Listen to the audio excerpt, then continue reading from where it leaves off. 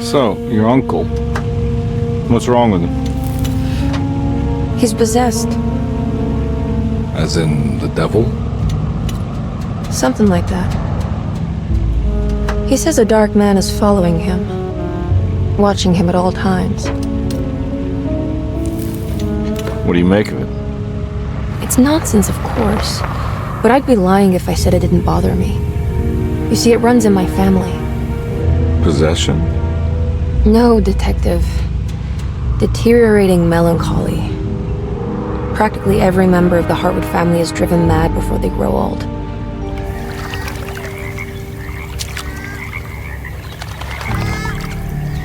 But Jeremy didn't kill himself. Is that why he's at your setup? Despite being convinced that he is truly possessed, he decided to put his last chips on Dr. Gray and his psychoanalysis, figuring he might stumble upon some cure.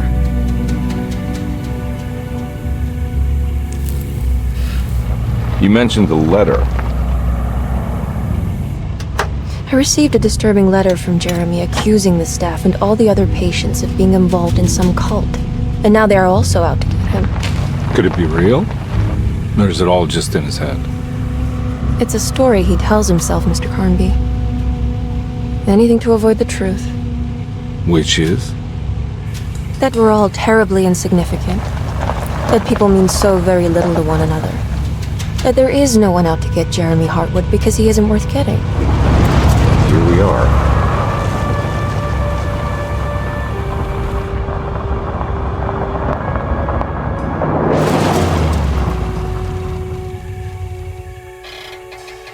My uncle's not well, Mr. Carnby. I want to make sure he's all right. Then what's my part in this? You couldn't get a cab? I just wouldn't feel safe going alone.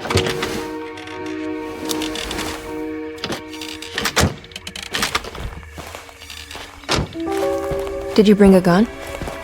Yeah. You think it'll actually come to that? No. But you might need to wave it around depending on how agreeable the staff will be. What exactly are we gonna do when we find Jeremy? I don't know. Let's just find him first.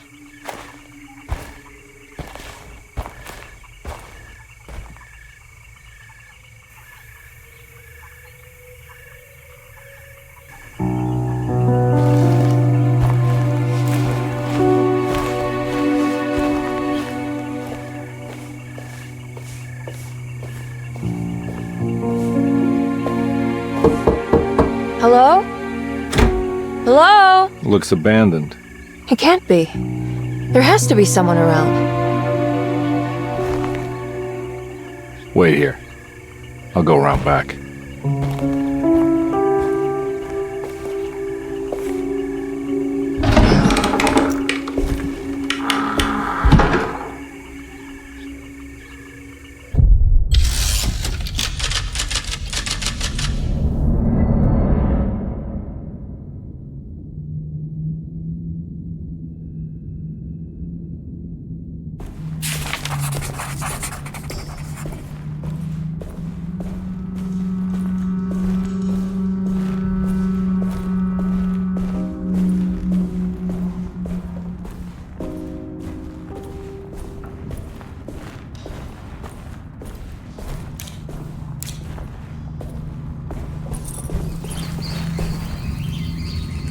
It's too dark in here.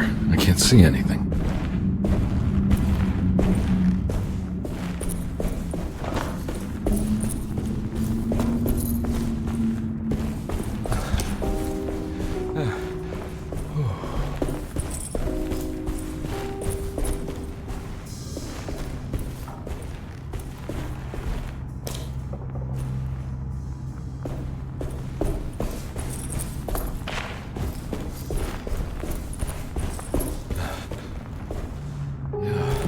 Now what do we got here?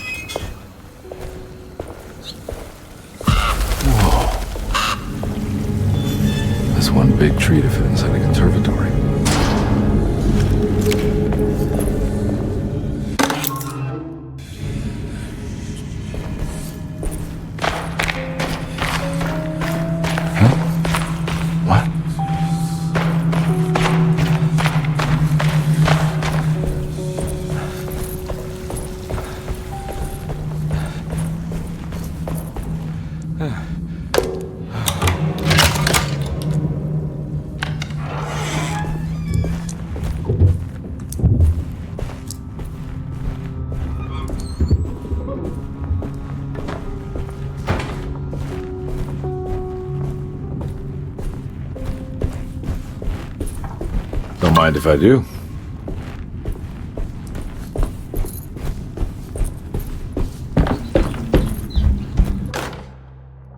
Every day your silence weighs a little heavier. It's been a difficult year for everyone, and many have lost all hope. I read in the papers about people suffering. Pictures of dust-covered landscapes without a drop of water. I wish I knew if you were still tending the earth or if you had turned your back against us. I have started to look for help elsewhere. I pray you will tell me if I am going down a path that you find disagreeable. With help from Baptiste and Charlotte, I found comfort in the practice of the voodoo. I have long been skeptical of that Caribbean cult, but it's been of good use to me. It's...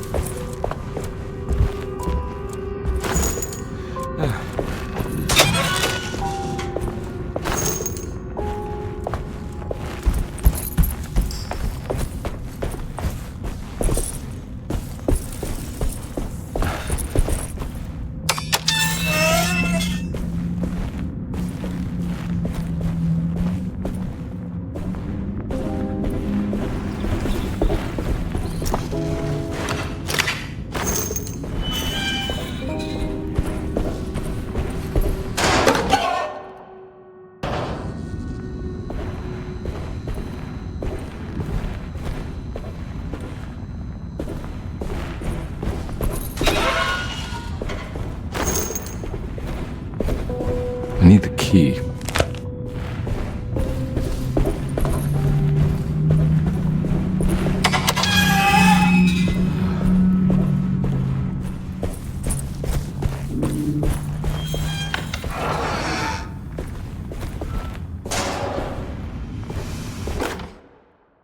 Please do not touch the boiler. It is working after all. While the sabotage has caused a leak, only the decorative plate has been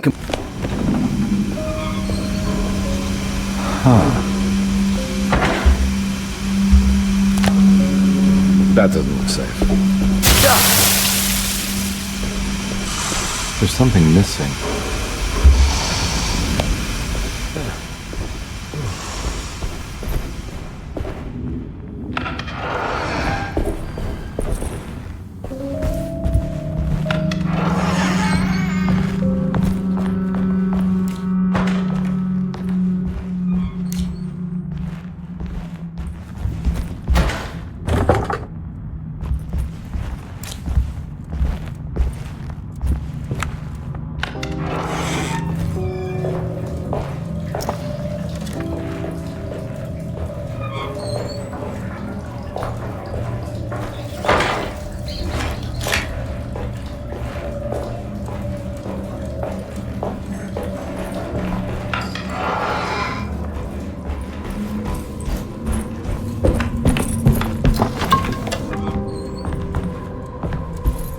Sunday, June 22nd.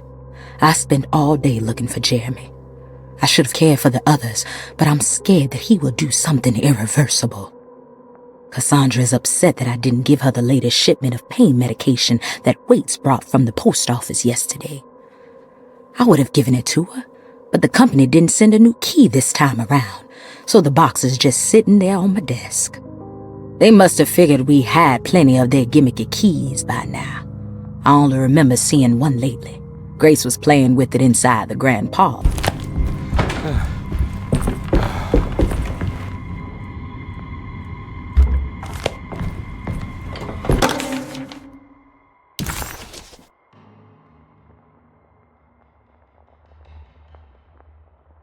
Okay.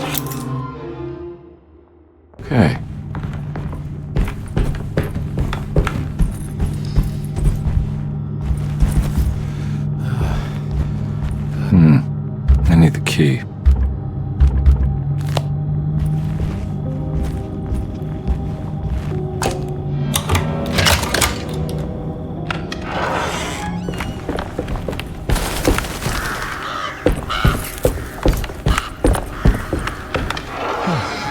Oh.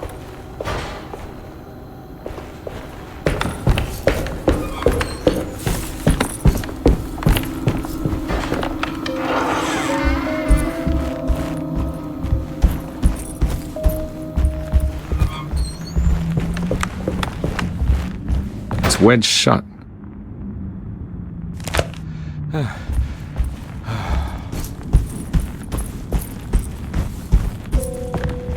Looks important.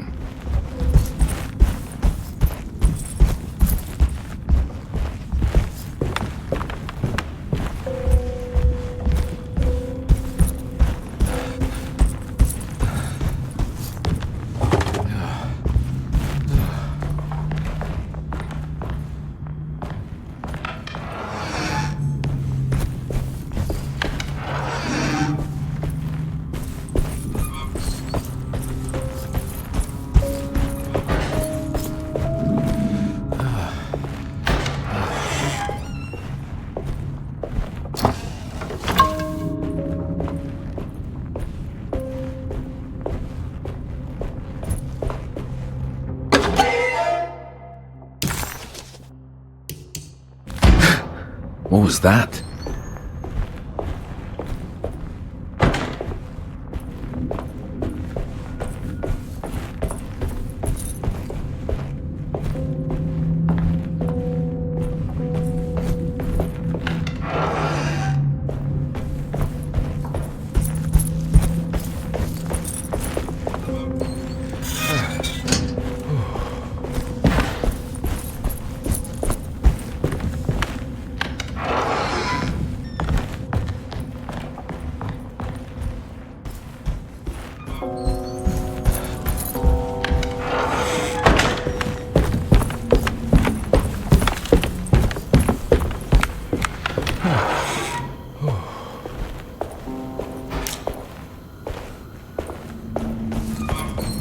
I need the key.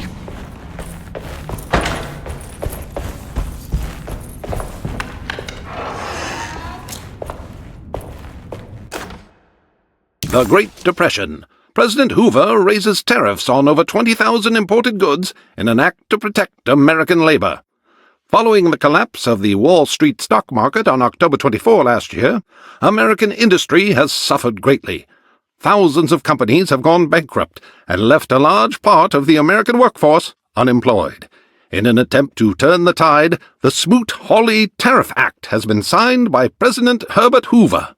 By regulating commerce with foreign countries, the government hopes to encourage the industries of the United States to compete with cheap foreign imports. Superstition on rise. New Orleans voodoo stores and spiritual mediums see increased profit during troubled times. While the market has faced hard times ever since Black Thursday.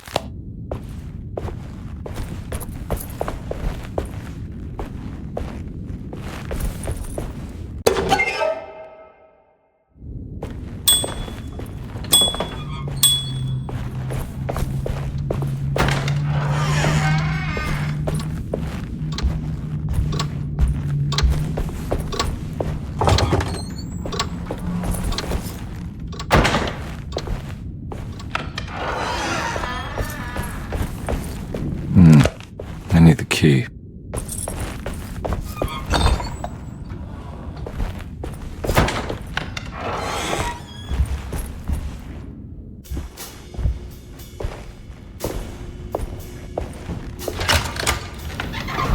Thanks. What are you doing? Who are you? Whoa, pardon me, excuse me. My name is Edward Carnby, private investigator. I hope you don't mind we let ourselves inside. I do mind. This is private property. You can't just barge in here. I'm sorry about all this, but I'm looking for my uncle. It's urgent, and no one was answering the door. We can't hear you knocking anymore. None of us can. Who is your uncle, darling? Jeremy. Am I right? She has that Hartwood gloom, doesn't she? That's right. I'm Emily Hartwood. I just came to make sure my uncle is all right. Well, he is unavailable right now. You will have to come back another day. Unavailable how? Is he sleeping? We can wait. He's lost. Don't I know you from somewhere? Who's your man again, Miss Hartwood? My name's Edward Carnby, private investigator. Splendid. Enough! All of you! Get back to your rooms! McCarthy, keep your eyes on the child. And you two, please leave immediately. Look, we're not here to cause any trouble. Just let us see the old man, satisfy the curiosity of my client here, and we'll be off. Jeremy has gone missing. There's no need to worry, but it might be some time before he turns up. The whole staff is looking for him. What? He ran off? I don't have time for any of this. Please, come back tomorrow. All right, in that case, we'll just wait in his room. You don't mind, do you? It's upstairs, right? Wait, you can't. Don't worry, we'll be discreet. In the corridor. It's the first door on your left. I'll tell Dr. Gray you're here. Excellent. Thank you, madam.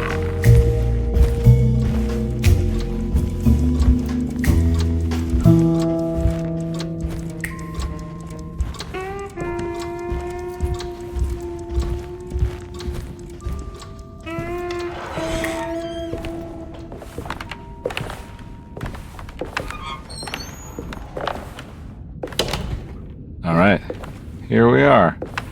Let's look around. See if we can dig up any clues.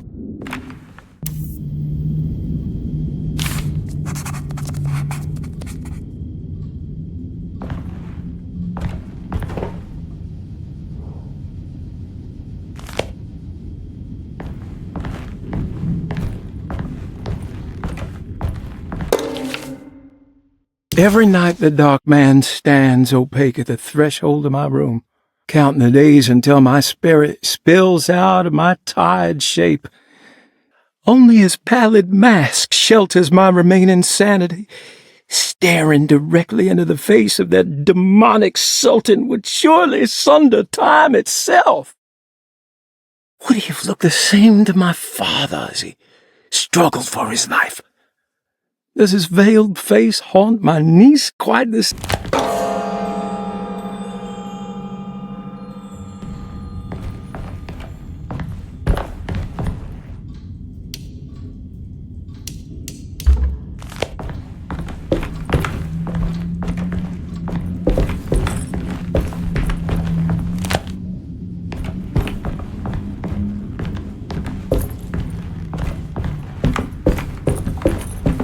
I'm not done here yet.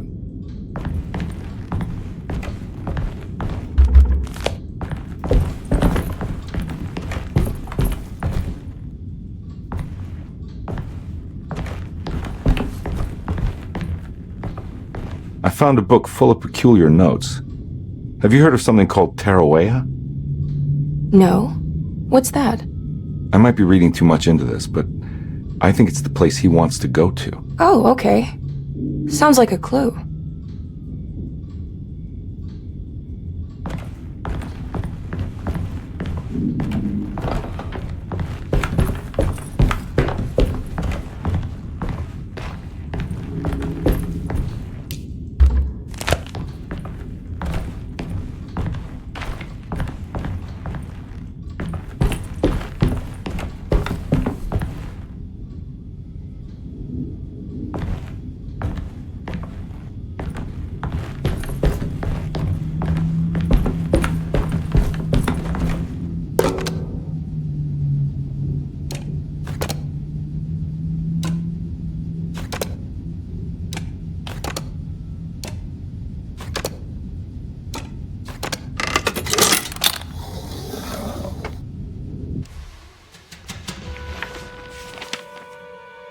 Hey, you know anything about this? Looks like some sort of talisman.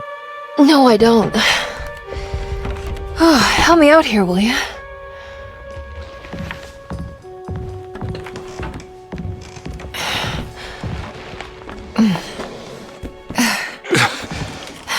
Would it kill the guy to throw some of this stuff out? I'd be crazy too if I had this much junk lying around.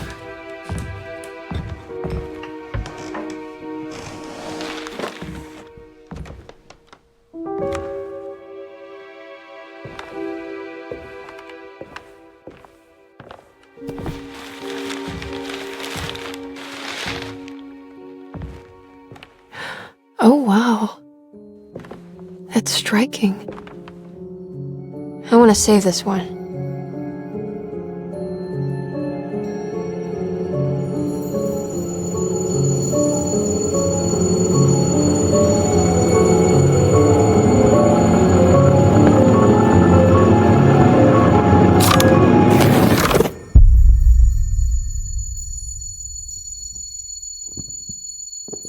All right, come on. I want to go see Dr. Gray.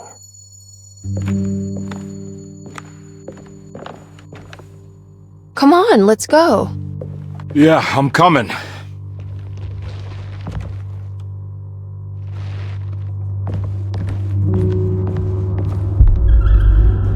Miss Hartwood. Emily?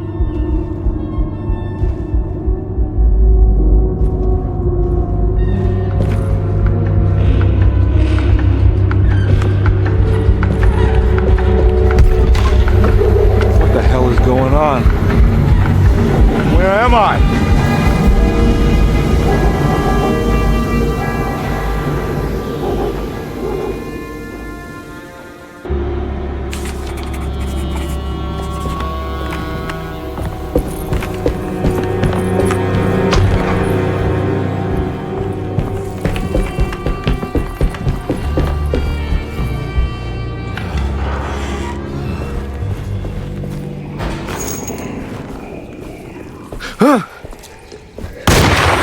Yeah.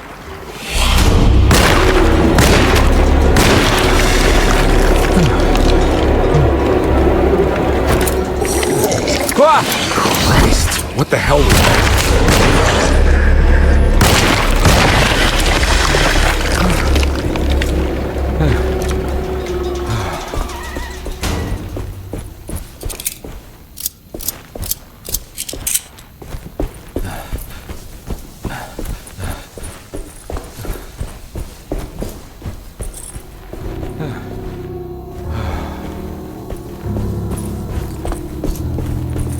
What the hell is going on?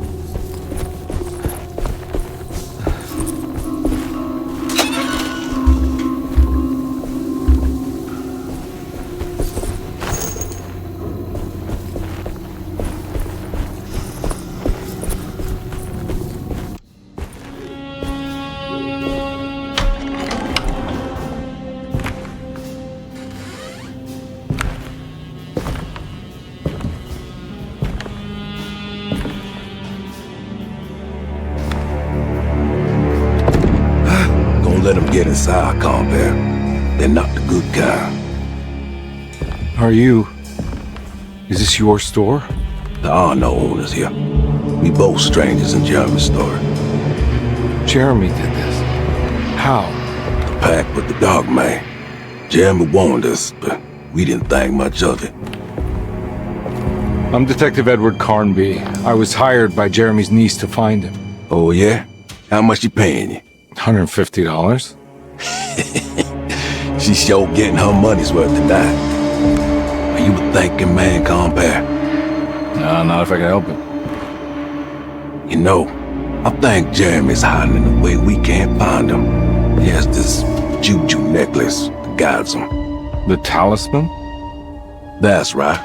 It's some magic charm he got from Miss Jackson down the street. The voodoo priestess? You know surprising things, compare. Yeah, the Mama Loa. Here, take the key. I locked the gate to save her place from all the ghouls and goblins getting inside. Maybe if you go there, you can find some clues to show you the way. Thanks. I'll have a look.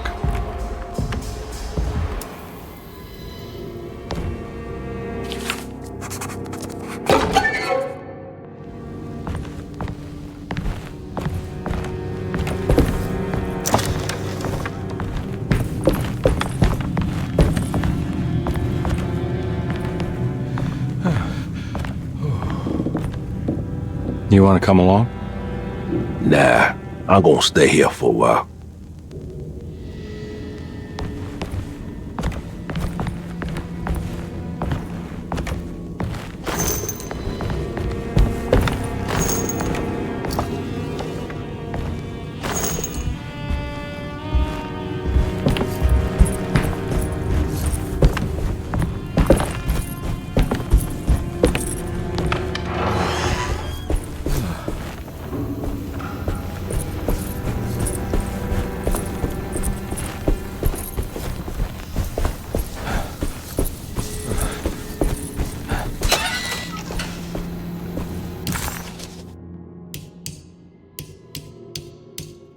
Detective Conby hesitated to buy into the stranger's explanation, but it was all he had.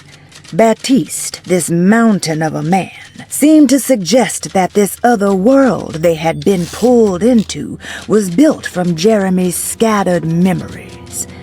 It sounded crazy to him.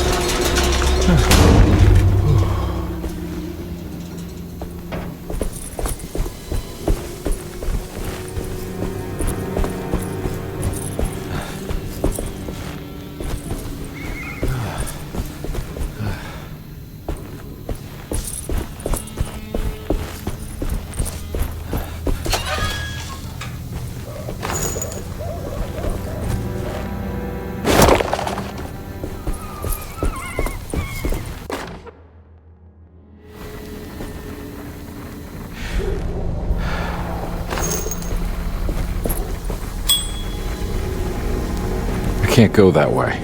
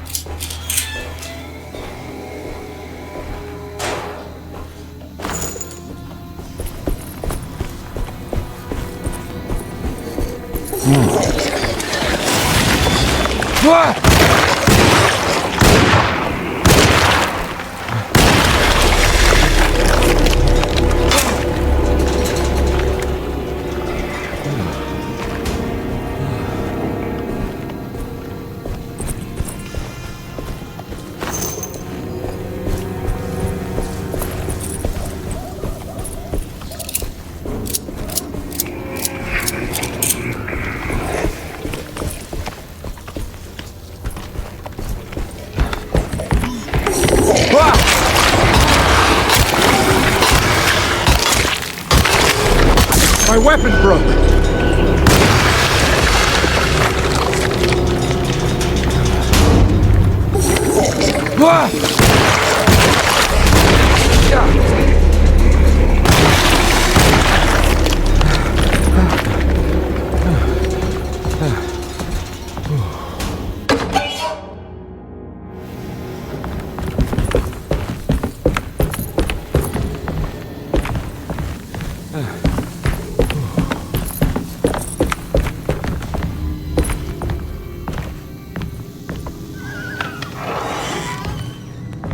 I recognize this place. It's Miss Jackson's seance parlor. Let's see if she's got any information on Jeremy's talisman.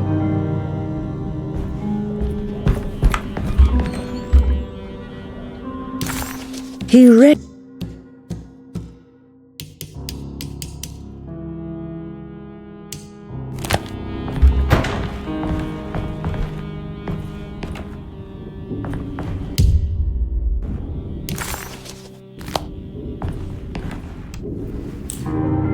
It's the talisman, like the one in the painting.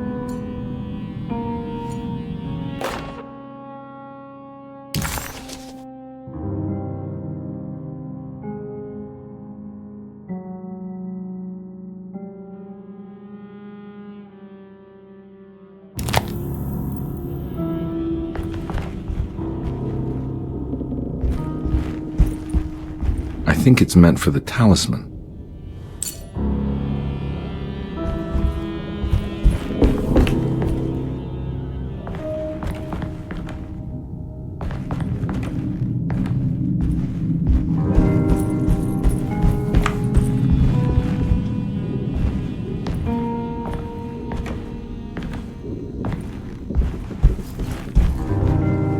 I think it needs numbers, like coordinates. Maybe there's something in Jeremy's notes.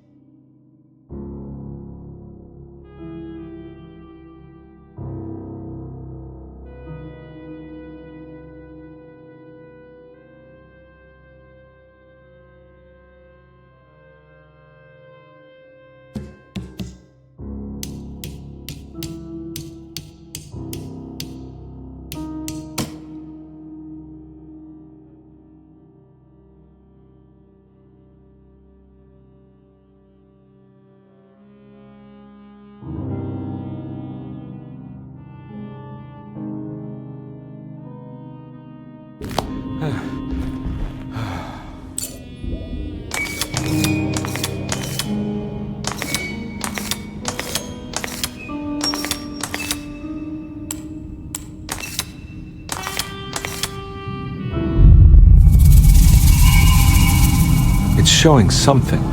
A place? Where is that?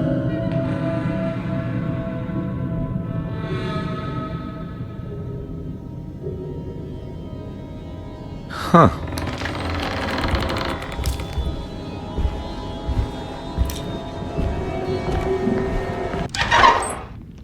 Detective, I was wondering when you were going to show up. Mrs. Thompson told me you were here. I understand you are working for Jeremy Hartwood's niece. Yeah, I guess so. I mean, you're not wrong. We came here for her uncle. I just didn't expect this. You are Dr. Gray, right? That's right. You don't happen to have some identification, Detective. I'm not keen on having strangers prying into my business. Oh, Detective Edward Carnby, Decatur Street, New Orleans. Enjoying the Vieux Carré, Detective? Those old French quarters, the voodoo people, the gangsters. I'm sure you live an exciting life. Well, it's not quite like the stories, Doc. Just trying to make a living. Aren't we all making a living? Well, welcome to Deseto, Detective. I hope your time here will be useful. Now, what can I do for you? Why don't you tell me where I can find Jeremy Hartwood? Why wouldn't that make for a short visit? I wish I could tell you, but I'm afraid I don't know. A drink, Detective? Anything brandy. Oh, you do belong in the French quarters, Detective. Armagnac or cognac? You know, just give me the cheap stuff. I'm not much of a connoisseur. Having low standards is not a virtue, Detective. Let me see if I can broaden your perspective. What can you tell me about Jeremy? I wouldn't want to go into details about his condition. Doctor-patient confidentiality. I'm sure you understand. Sure, but he is crazy, and he's gone missing. Why? Here, try this. Ooh, it's good.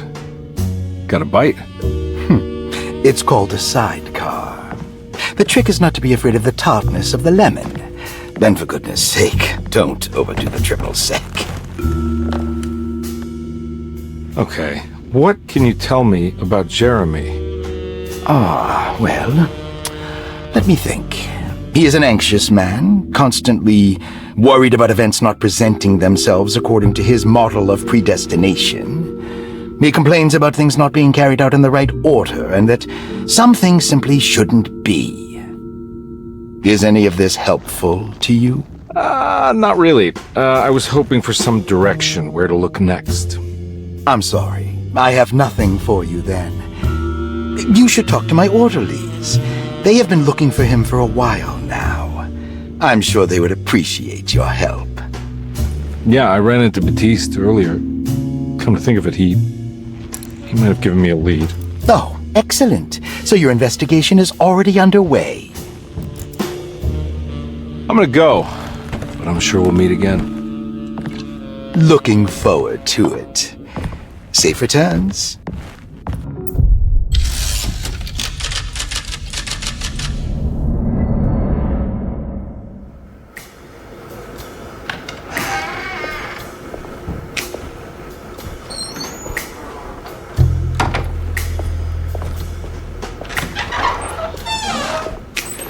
Detective Carnby,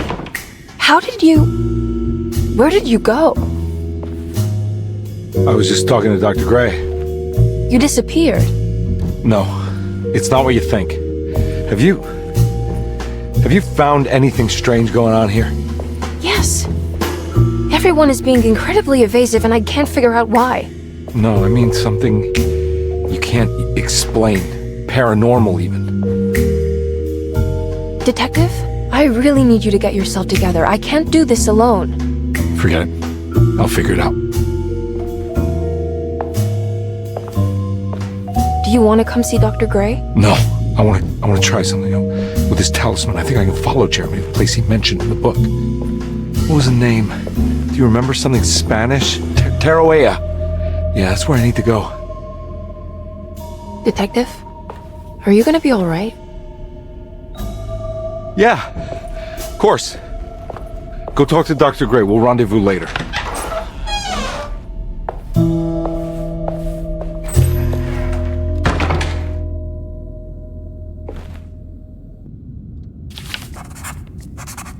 This talisman brought me back from the French Quarter in the blink of an eye. If Jeremy can travel so easily, then he could be hiding anywhere, even Tarawea. If he can do it, so can I. I just need to figure out how the talisman works. Saw your notice in the boiler room. You should know Mr. Chance won't be coming back. I got no business being in there myself, but you can take a vow.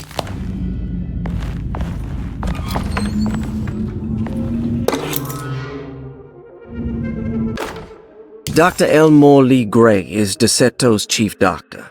Accounting and all administrative work is handled by me, Paul Waits. Magdalena Thompson.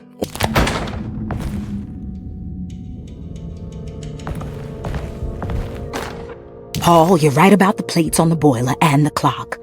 They have been sabotaged, and I think I know who did it. They have something to do with Jeremy's episodes and how he seems to disappear at night.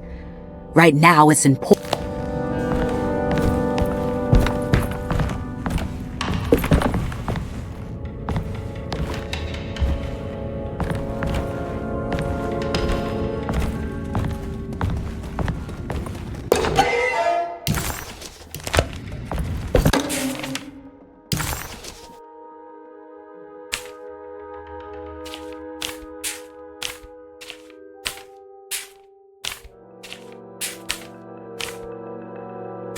Looks like all the patients are accounted for.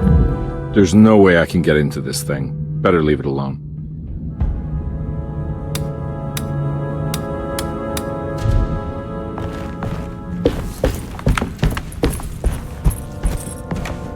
I need the key.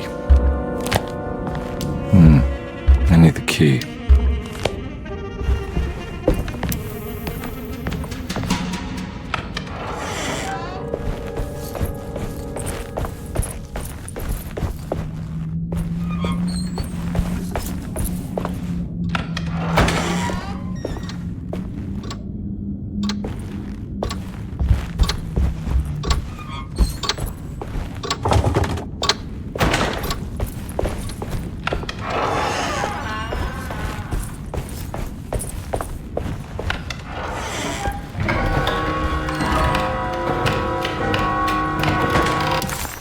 Well,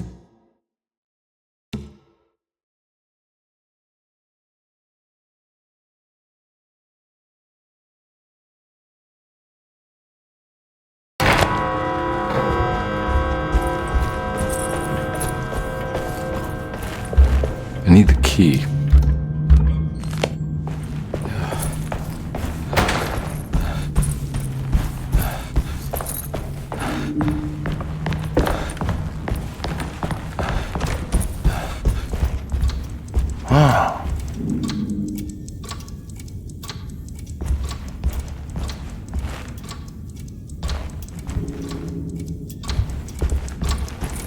stained.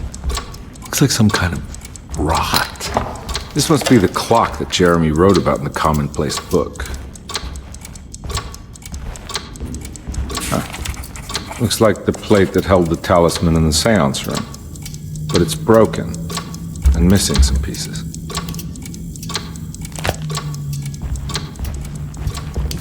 If it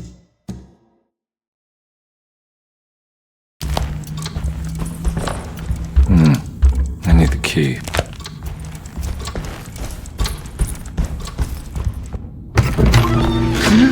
Yeah, sorry, Detective. Didn't mean to obstruct justice or anything. That's fine. You know, I'm kind of busy with my own case of a missing person. I was wondering if you seen Grace, girl about yay high? I can't say that I have. Why are you asking? Well, I'm looking for her. Is she in trouble? No. She's just hiding somewhere. But we can't have a rascal like that running around unchecked. A time like this, you understand? Well, I haven't seen her. Well, let me know if you find her. I'll be around. I'll keep an eye out for your man, Jeremy. You scratch my back, Detective, and I'll scratch yours.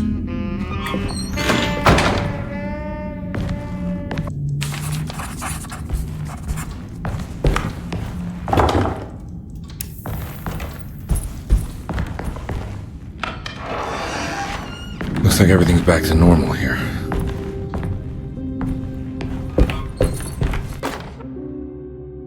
Emily's here.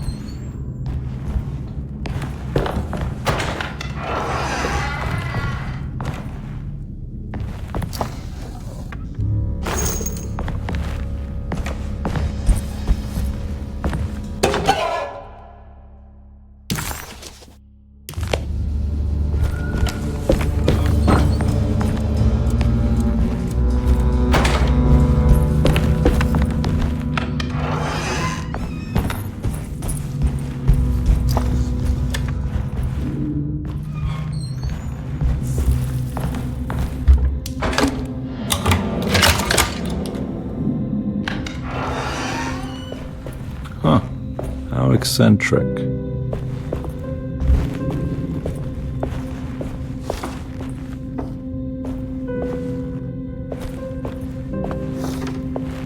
These paintings got some grim-looking rot on them.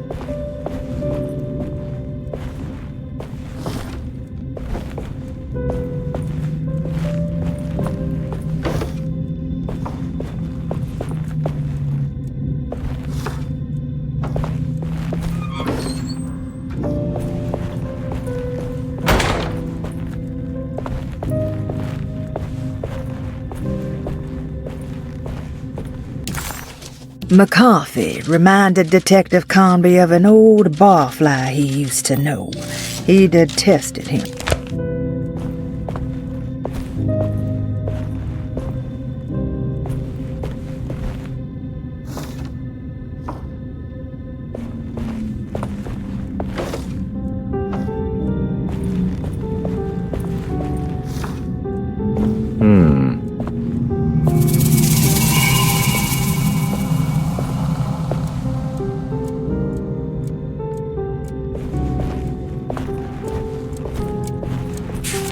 Astarte Artist Colony. I remember hearing about their disappearance. Must have been 15 years or more now.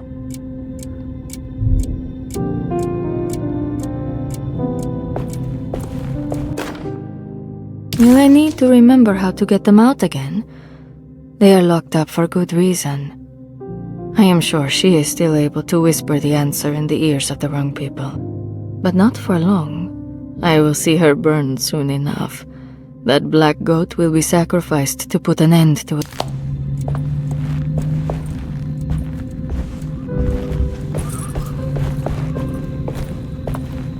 What are these symbols? Looks like alchemy or star constellations.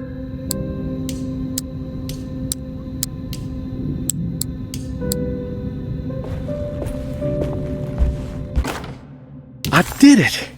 I crossed the thresholds to my intended destination without a focusing device. My talisman now knows these roads, and I have no need for the plates. I can find my way to Lafayette as easy as I find my own room.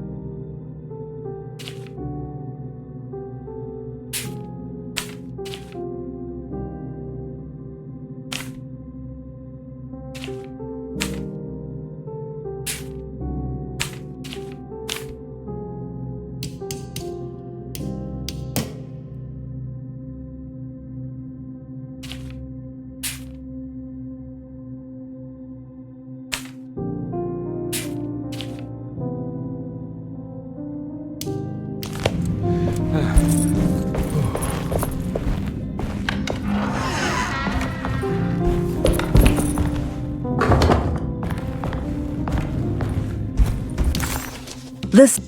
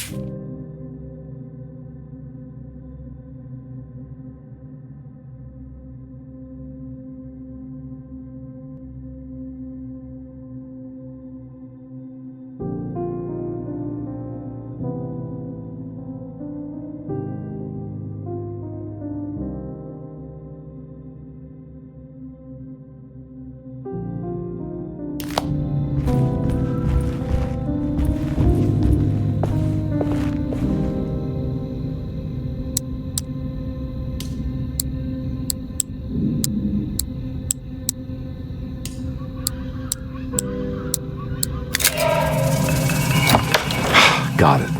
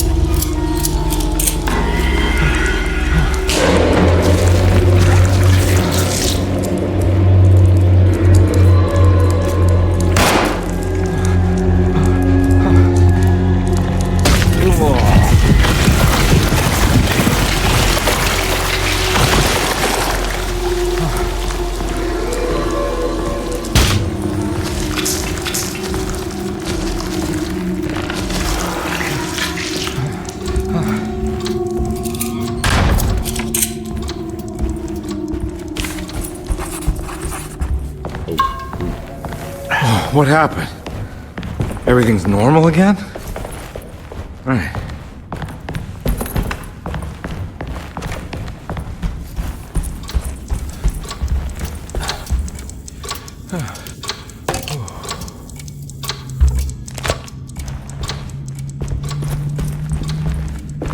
key.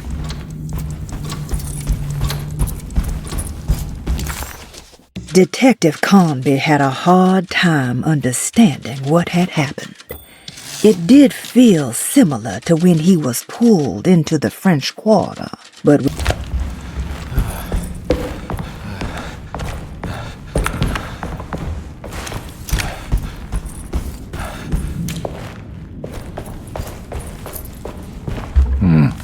I need the key.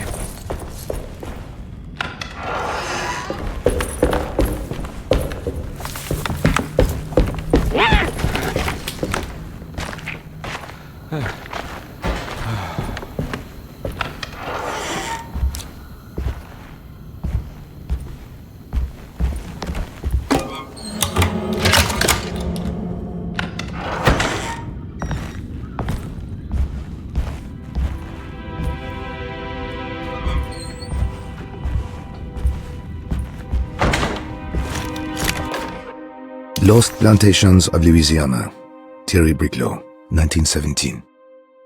Derceto was a small plantation on the eastern shore of Lake Pontchartrain.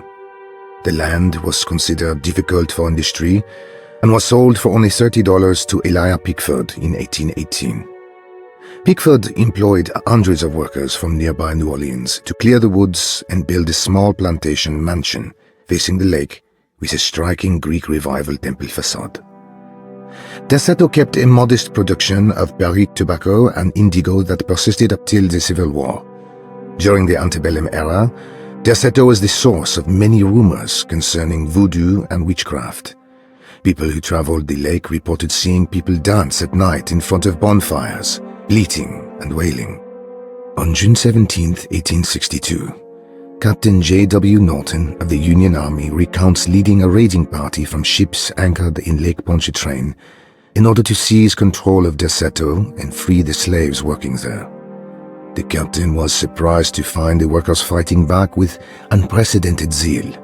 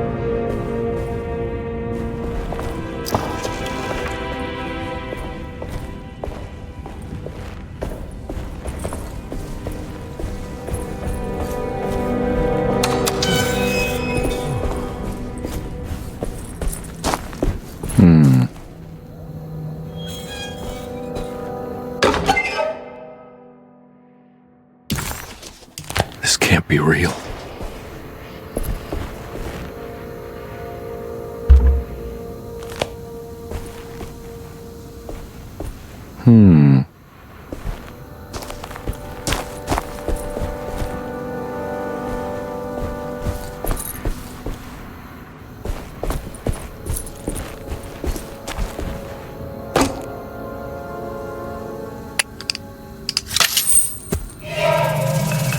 it.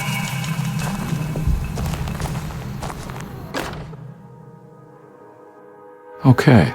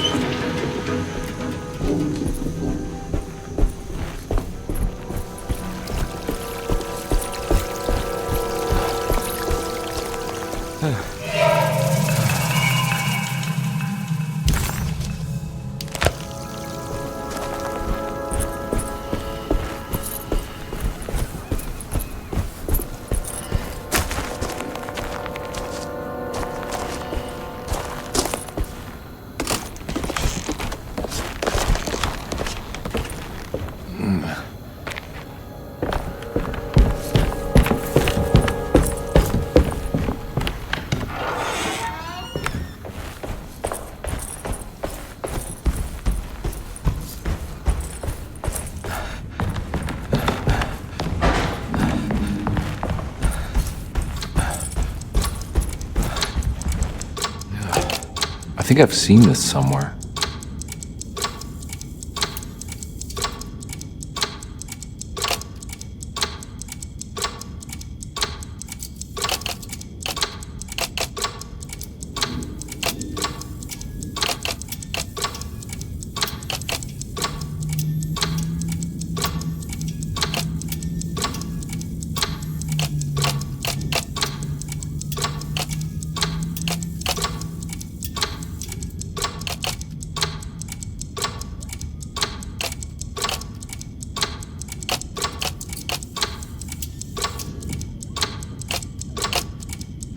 There was something in the commonplace book about this.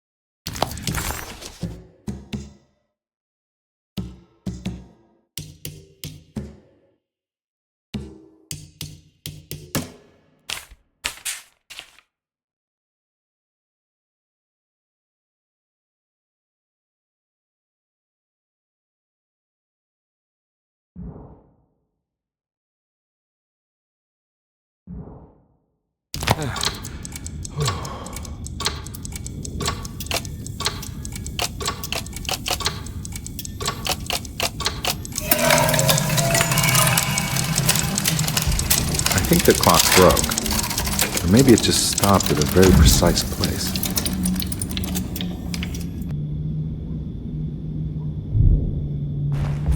Huh.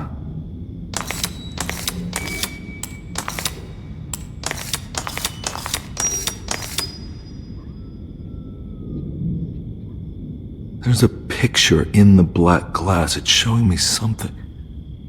It's the hallway outside Jeremy's room.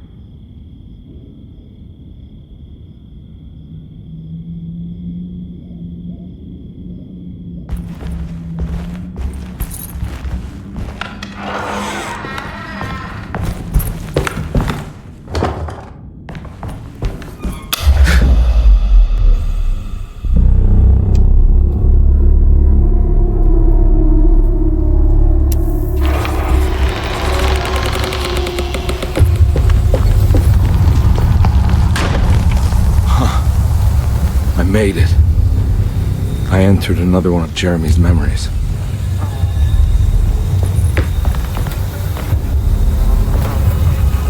Ugh.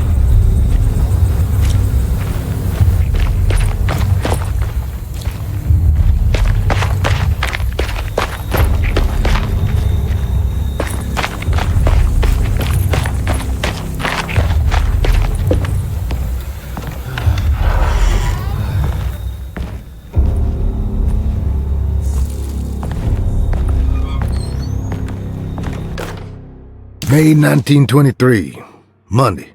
All okay, ready for delivery. Maintenance, oil pump must be serviced. Any tampering causes large spills unless properly forestalled. Tuesday, shipment delayed but delivered. Maintenance, service bridge close to broken. Wednesday, prospectors reluctantly agreed to show the burial mound to Mr. Hotwood, a painter, who read about our finds in the papers. He means to return tomorrow and try to find a way inside. Thursday.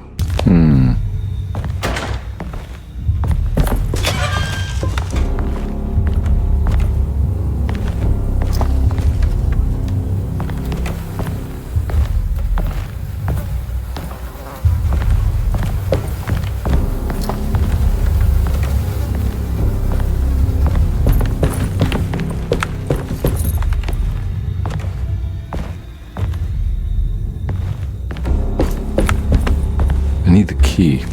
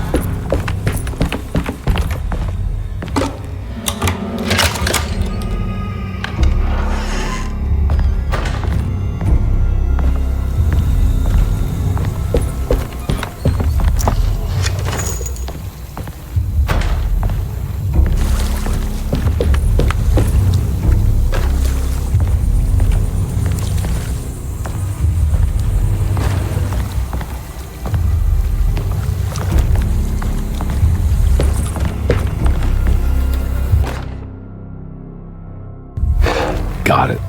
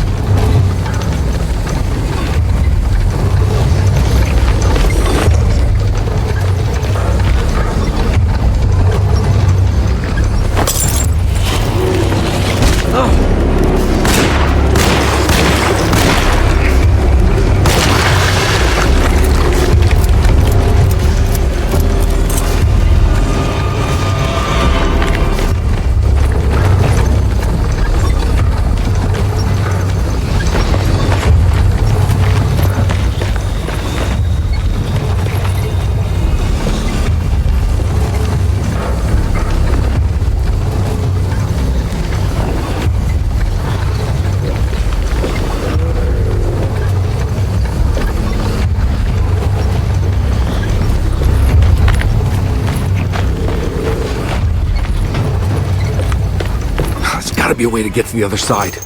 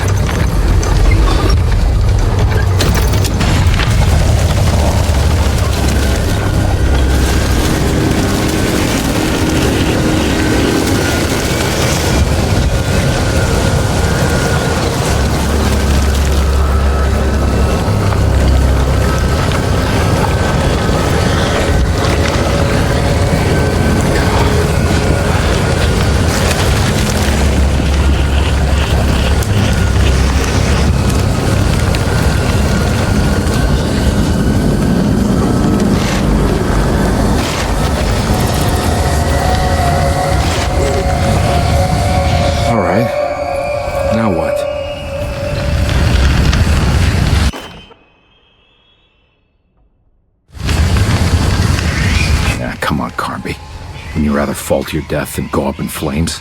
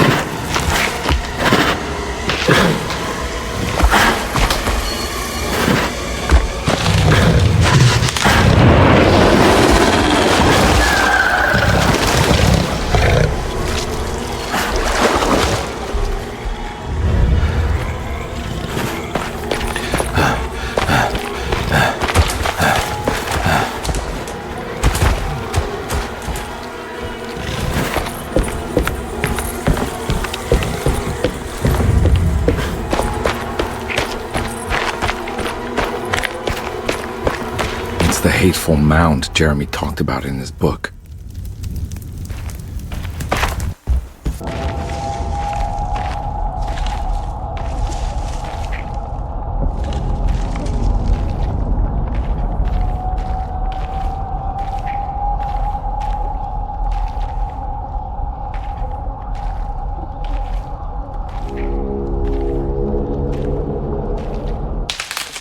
Don't come any closer. I'm armed. Get that thing out of my face. Who are you? What are you doing here?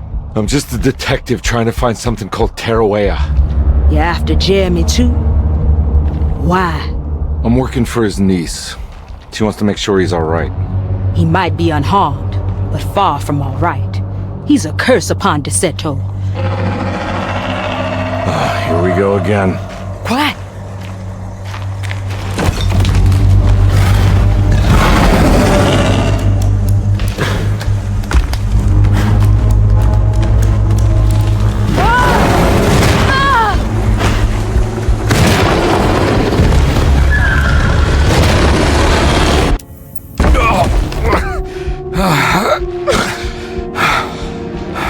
Oh, Christ in heaven.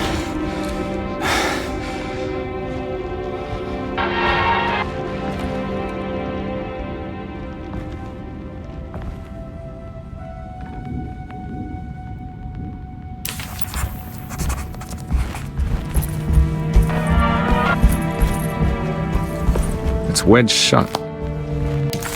It was a bust. The oil rig and the hateful mound led him nowhere closer to finding Jeremy. Conde was sure he had struck gold when he found Jeremy's...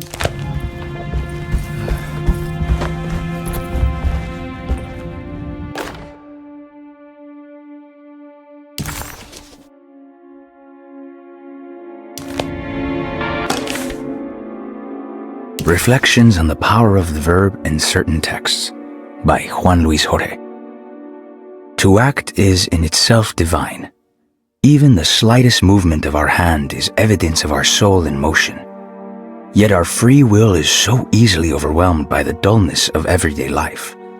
Our actions become rote and rigid, in spite of luxury and comfort. True divinity is found in the choice of leaving the stage where we all perform. People who discover this freedom unexpectedly will be struck by the terror of this revelation and become paralyzed, or worse, turn to suicide. However, if you are able to weather that storm,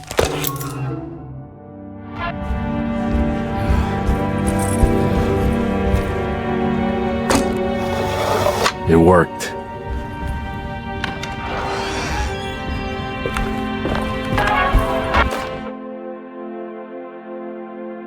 The Barlow lens. Instructions. To double the magnification of your telescope, simply fit this Barlow lens to your instrument. Then operate the fine tuners to adjust.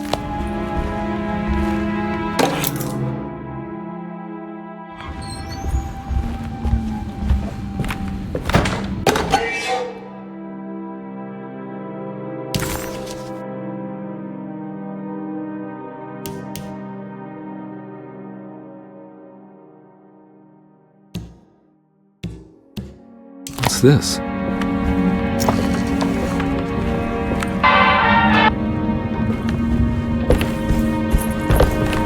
don't think I have everything I need.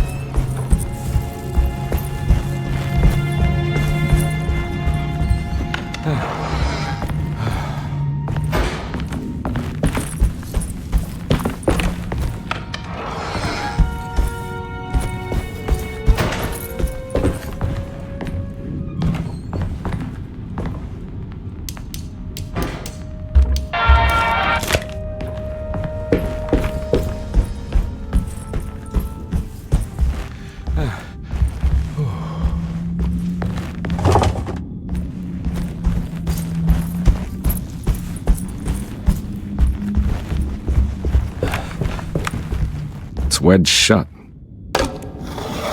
It worked.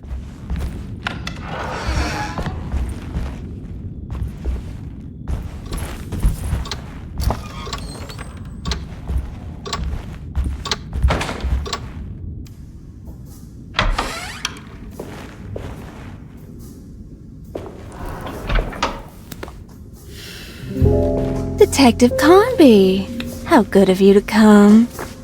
Let me pour you a drink. What happened here? This place looks like it was hit by a bomb. Welcome to the madhouse, Detective. Thanks. Did the ceiling just collapse? I heard it was something in the attic, something that was supposed to happen but didn't. How that could have such consequences is beyond me. The truth is, I don't know why the room looks like this. But I bet your friend Jeremy does. You know where I could find him? Oh, somewhere in his past, I suppose. He keeps going on about that mysterious dark man. I think he is hiding from him. Or maybe he's with him. I can't really keep up. I don't worry much. Take a look around this room. You may think it looks spectacularly devastated, but I just think it's finally found its stride. It fits perfectly with the state of this place and its loonies. The same goes for the nonsense with Jeremy. In my eyes, we finally managed to match the wild ride inside all of us. Well, I'm happy you find the evening so harmonious. I hope you don't mind me setting things right. Jeremy's business, that is. This room looks beyond my capabilities. Good luck, Detective. Hope to see you again soon. Yeah. Evening, miss.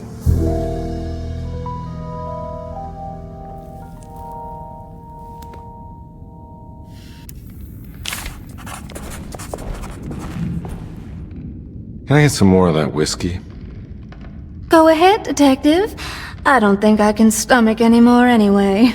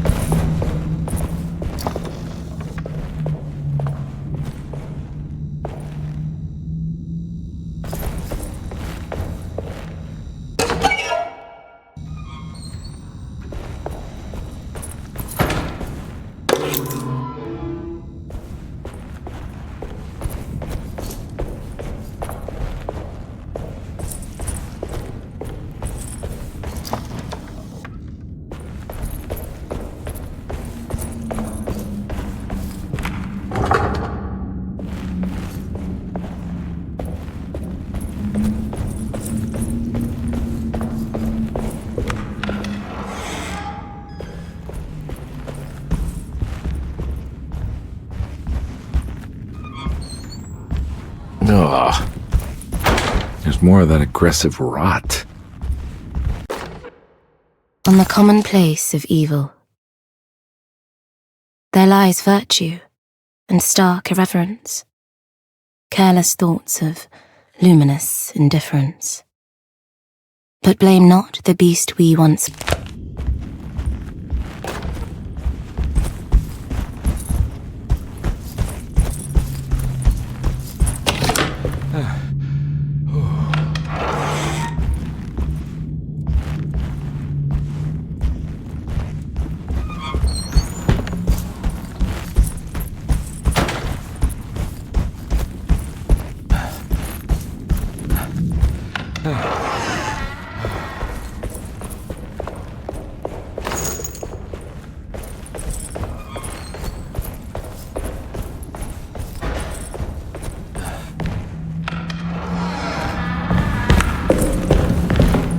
I need the key.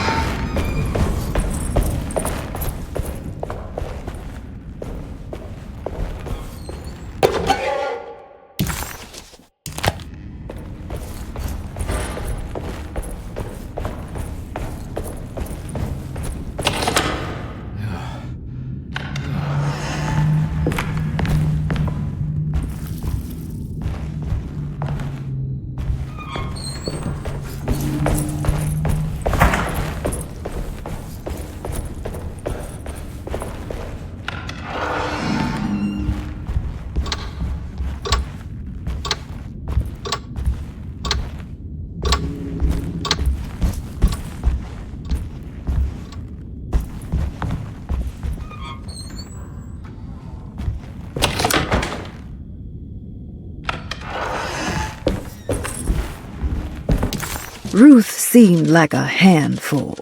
Her talk about Jeremy and the Dark Man made it sound like she might know something of importance, but ultimately it felt like a dead end.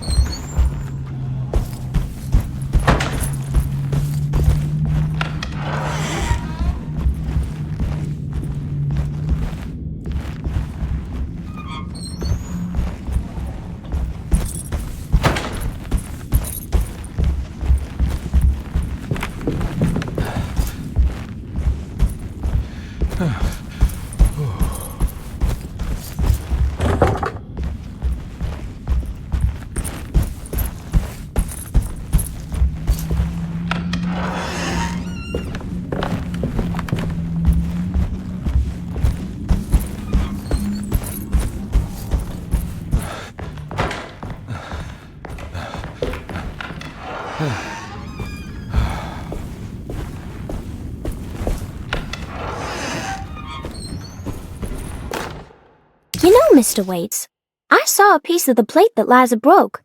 I think she's been hiding them. She's not very good at it. She just chucked it into the little room with all the tools behind the boiler. I left it there. I didn't want to embarrass her by picking it up while she was looking. We went upstairs instead and played backgammon. I let her win, because she's so unhappy. The piece looked like the one on display in Cassandra's room. You know about that one already, right? Or is your eyesight really that fuzzy? I hope you don't feel bad about it. It's another plate for the talisman. Like the other one, it's broken and missing some pieces.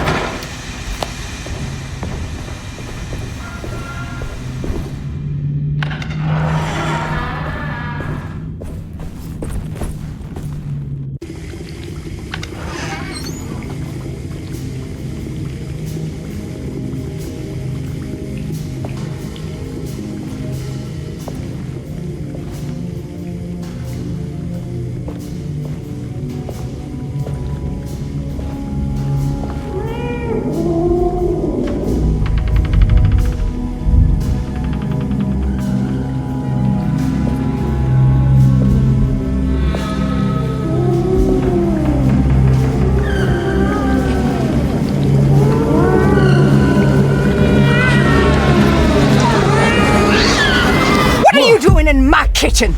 I assure you. I'm sorry. I promise you. Mr. Hartwood is nowhere near my kitchen, and neither should you be. Don't make me kick you out of this house. Sorry. Now get out! Yeah.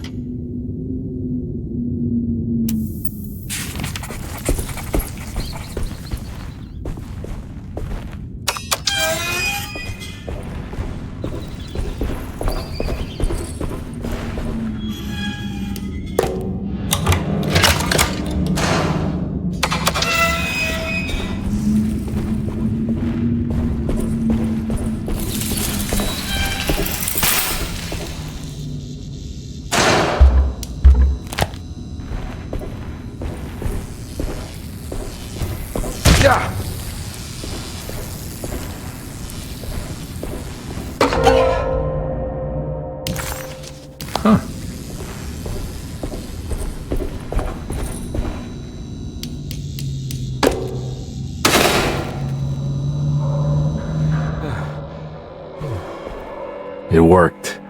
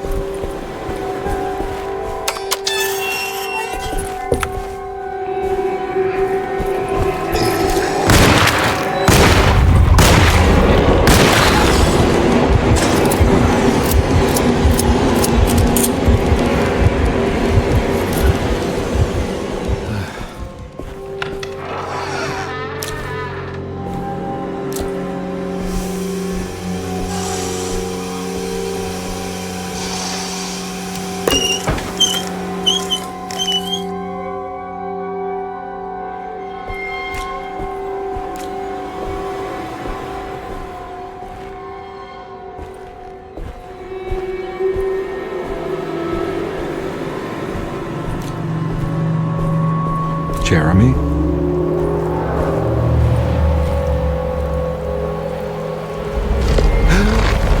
What the hell is going on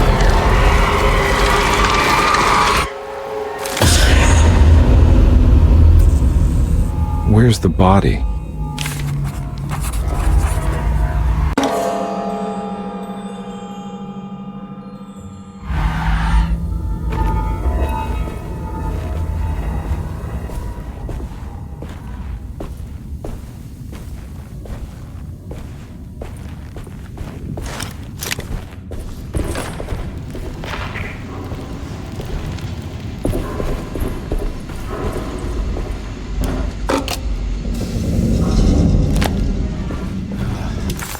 Conby didn't know what to make of the grotesque vision of the dead clerk. Was he dead, or was it all fiction?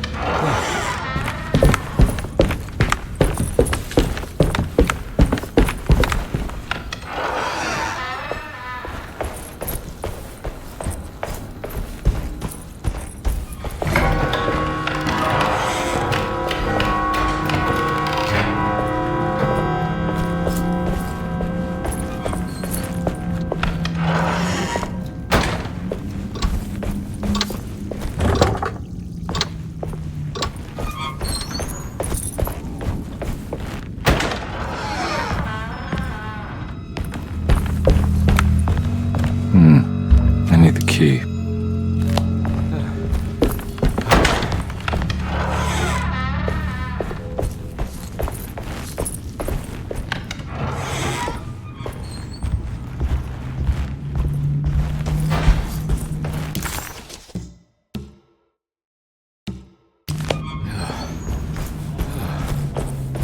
I'm not gonna walk out of this now. I need to help Emily save her uncle.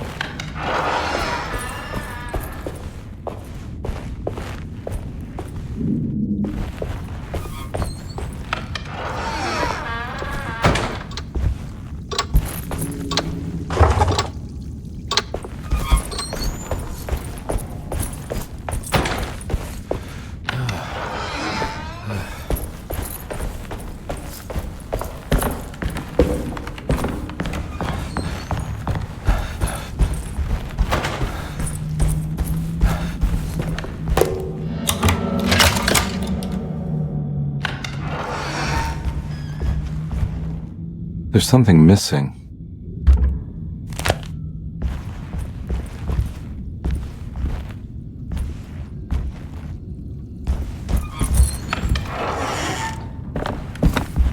This must be that kid's room. Why does she seem so... Don't you worry, Grace. Go play your game, bleat and bellow with the others. I won't be jealous. There will be more. familiar?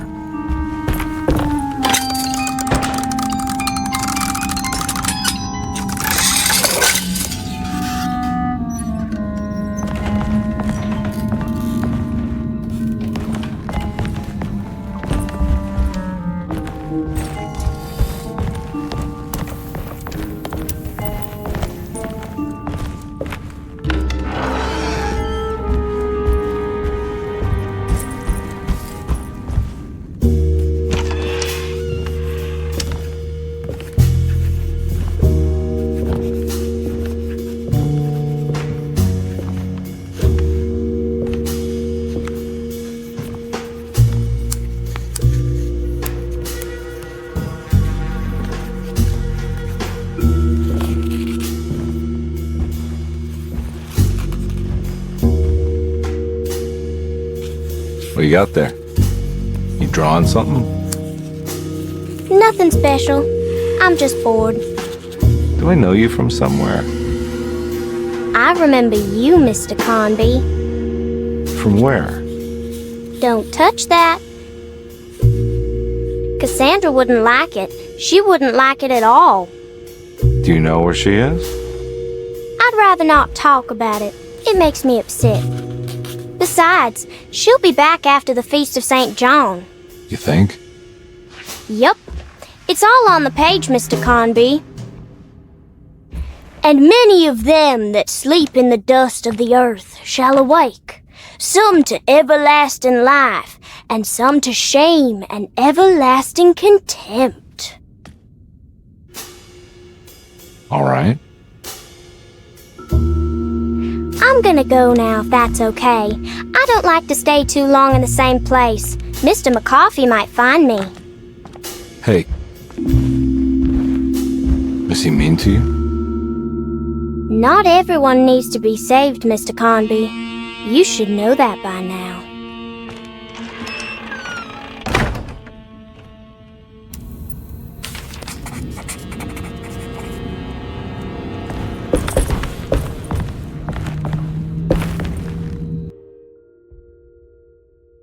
So this is where Cassandra Beauregard ended up.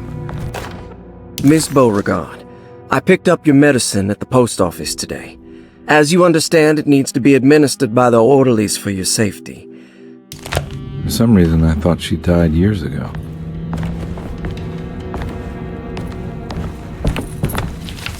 There's more of that rot again, like it's guiding me to do something. But what?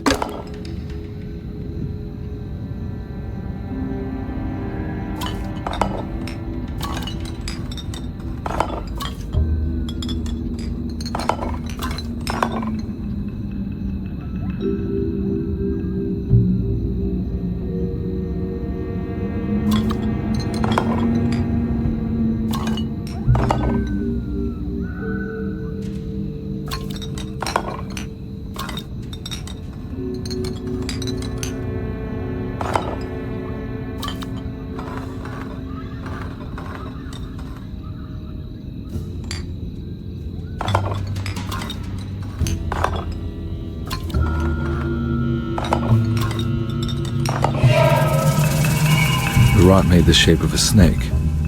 There must be something important to find here. Maybe it has something to do with the numbers on the labels.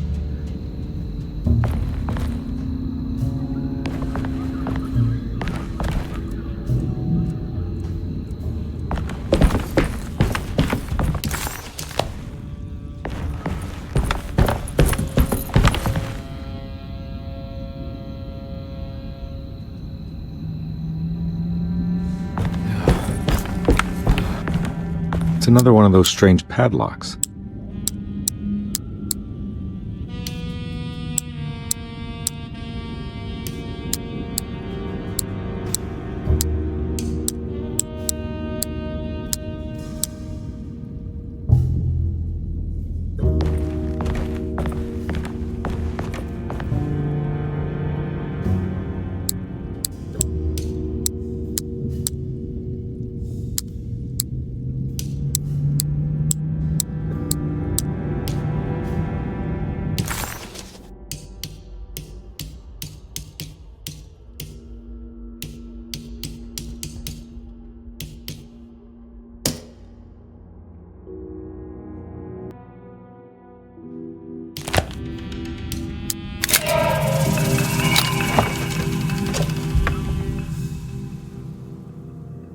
It's another piece of broken plate.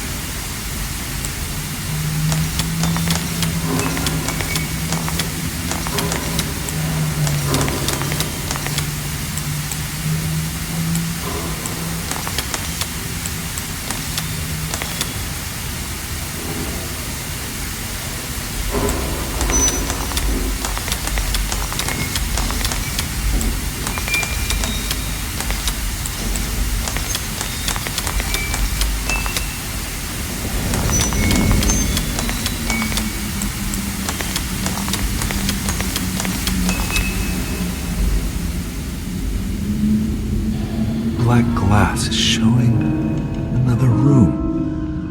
Must be a way to another one of Jeremy's memories.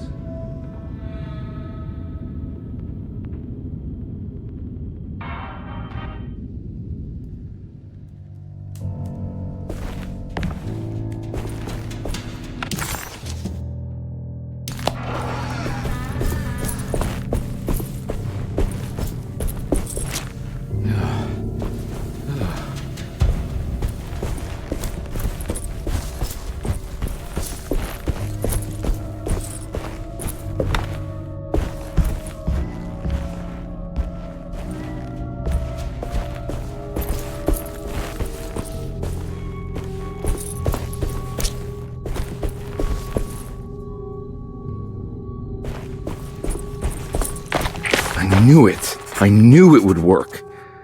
You're getting good at this, Carnby. Maybe a little too good at this.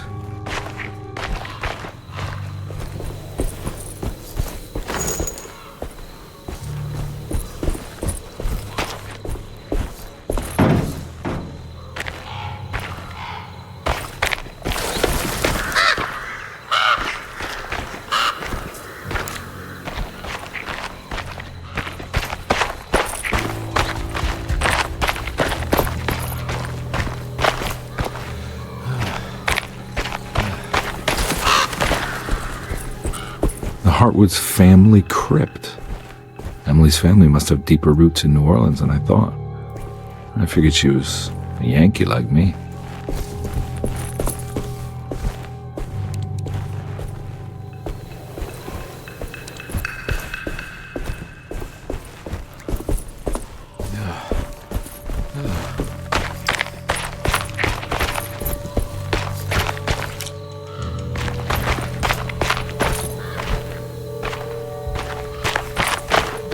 Now, what do we got here? There's something missing.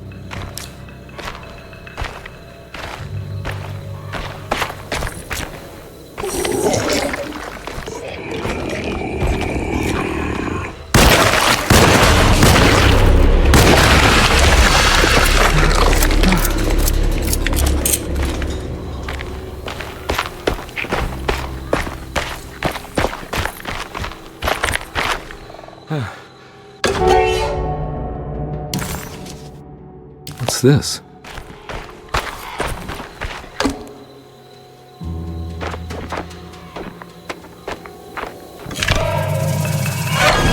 Got it.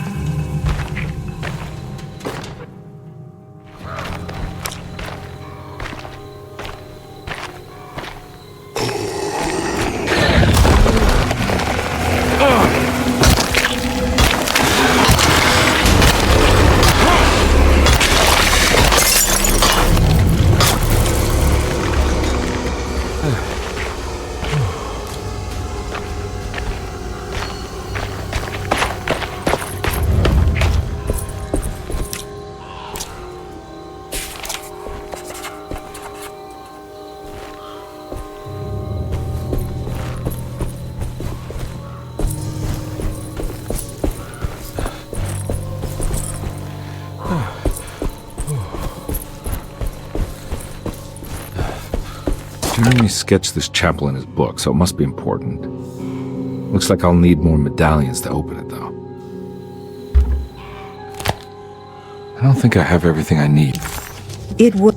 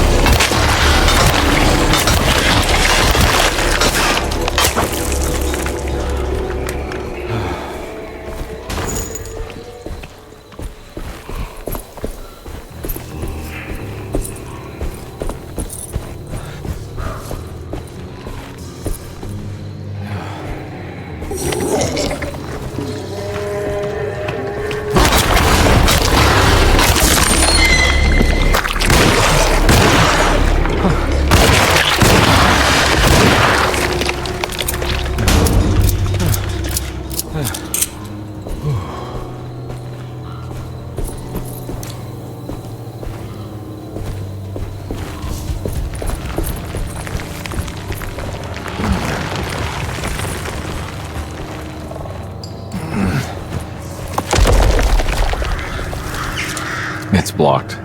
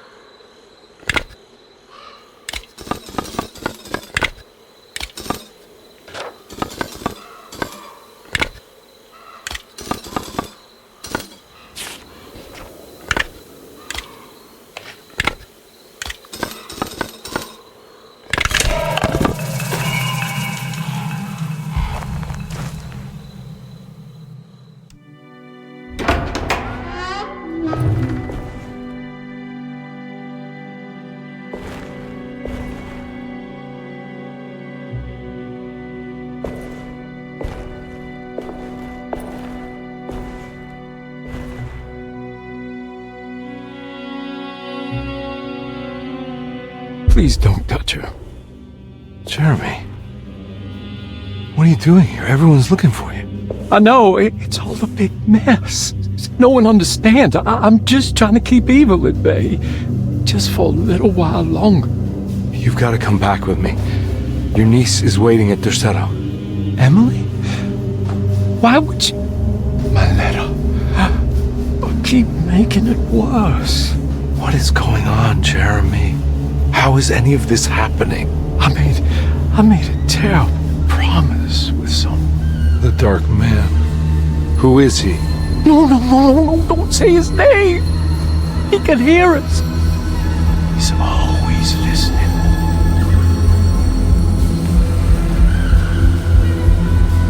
Jeremy, I need to understand what is going on. I promised him everything. When the sun rises, I will be chained in his sunken desert temple for an eternity.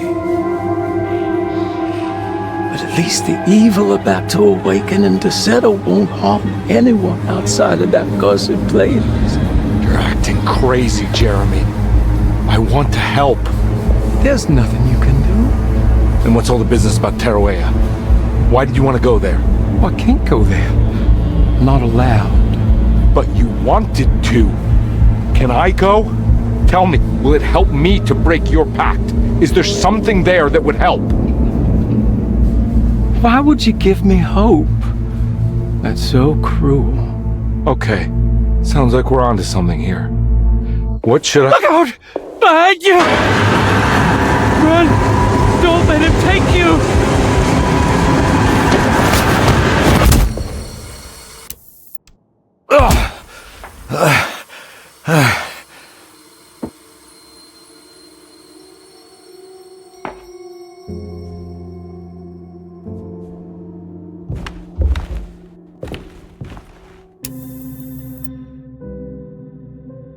I've seen so many strange occurrences lately. Memories explode into existence and then burn out like tired glass bulb filaments.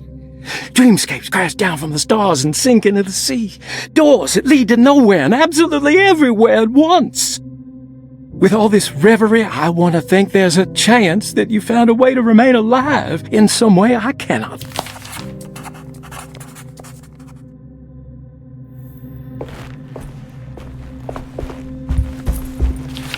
She's dead. No matter how she died, she looks peaceful now.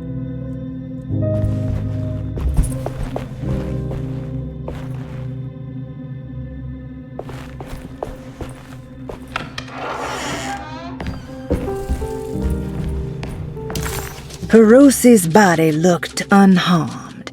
Can't be...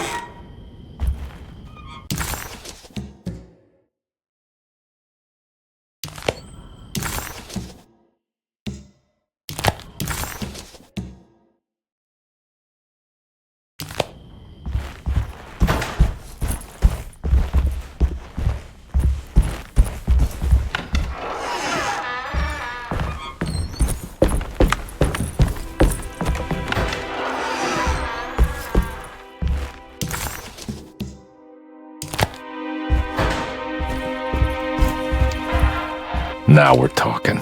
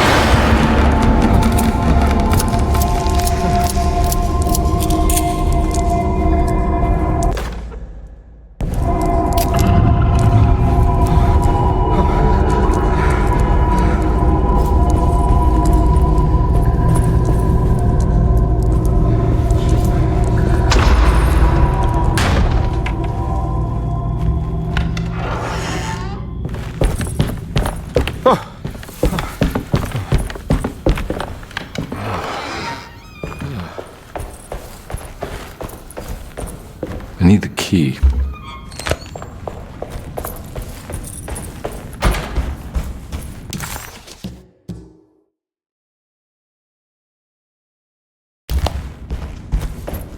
I'm not gonna walk out of this now. I need to help Emily save her uncle.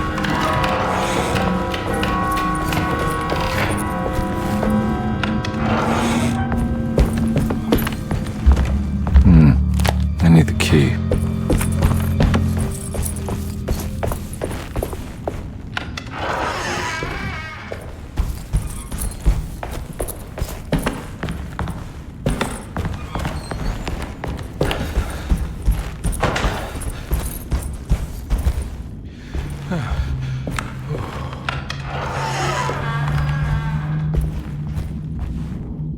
There's something missing.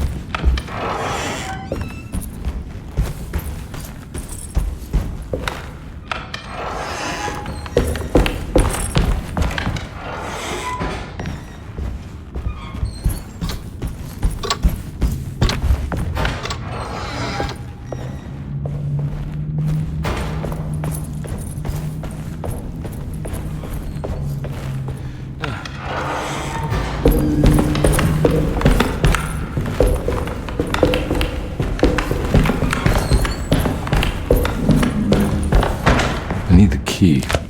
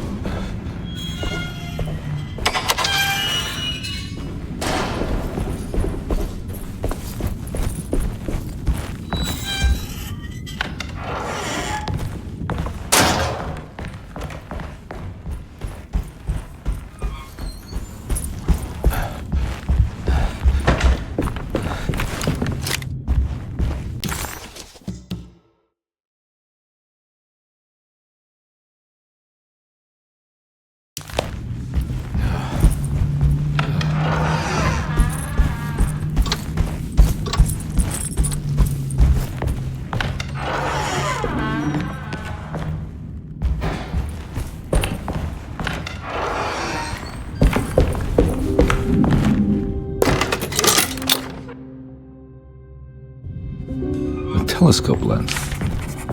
Why would he lock that up?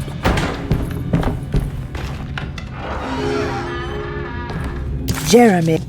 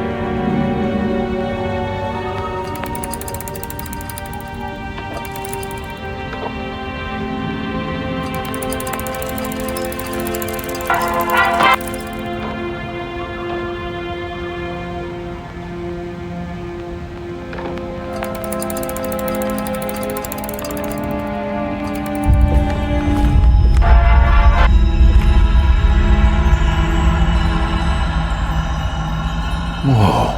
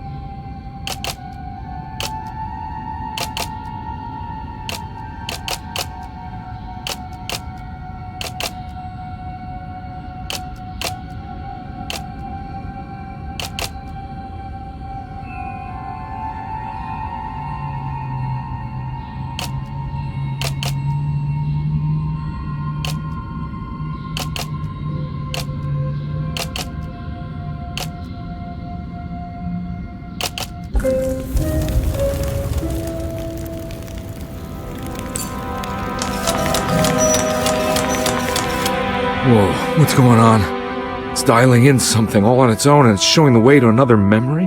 Where is that?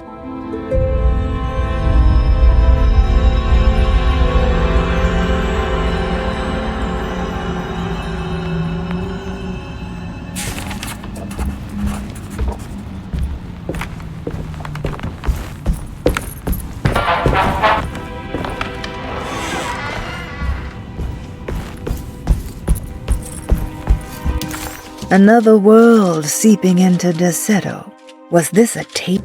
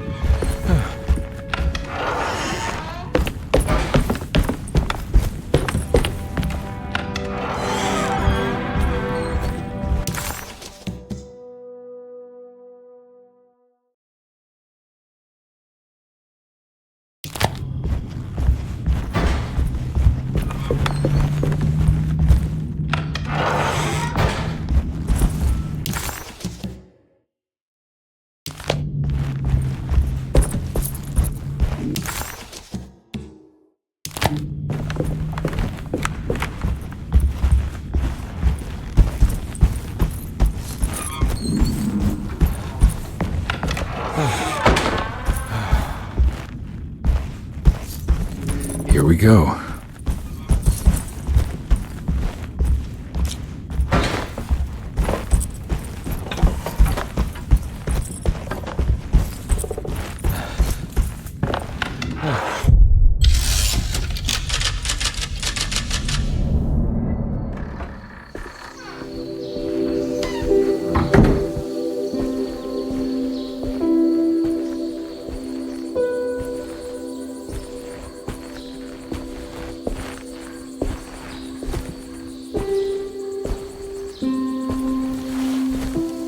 I'm glad to see you made it. I had my doubts. but the hope you instilled has yet abandoned me. I guess this must be Tarawea.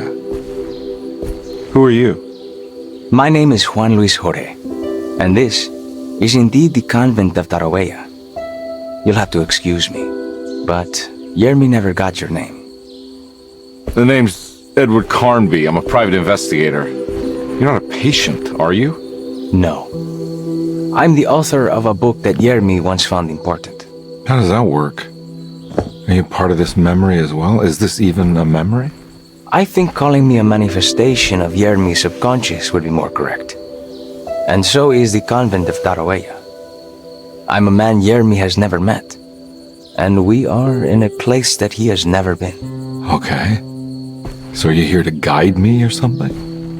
I have no more purpose than you do. I simply am. I will happily help you, of course, if I'm able.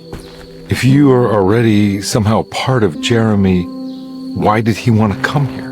Isn't he sort of here already? Jeremy wanted to come here because it's a representation of his mind at peace. When Dr. Gray asks him to find his focus during his sessions, this far-flung convent is what Jeremy imagines. He is under the impression that if he could physically come here, he would reach a perfect equanimity, a spiritual apotheosis. You don't think it would work? Jeremy subconsciously knows it's just wishful thinking. He can't come here. Despite the pathways opened by the dark man between their Seto and Jeremy's psyche, it's simply not possible. But I'm here. Indeed. It's a shame it's just another place for you, Detective. Otherwise, you could have become a Buddha. Always a bridesmaid, never a blushing bride. Am I right? Yes, I suppose so. You'll have to chase enlightenment elsewhere. So what's the next best thing? What can I do here? You should seek out the convent library and try to find the truth about Jeremy's relationship with the Dark Man. It's the sort of knowledge he represses and is unable to reflect on. Will it tell me how to break the pact? Perhaps. At least you'll have something to confront Jeremy with. Wait, why can't you just tell me? I don't know such things. You'd be better off consulting the text of Dr. Freud if you want such answers. No thanks, I hate shrinks. There is another thing you should know about the library. He is here as well. The Dark Man has been working his way through the text for a long time. He's here? How am I supposed to get past him? Be careful, Detective. Oh, jeez, just perfect.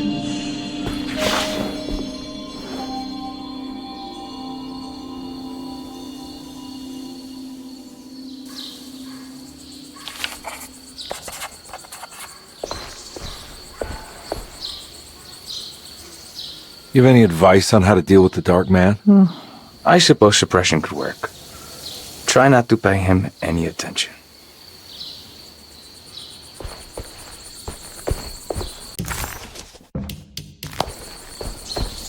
Come.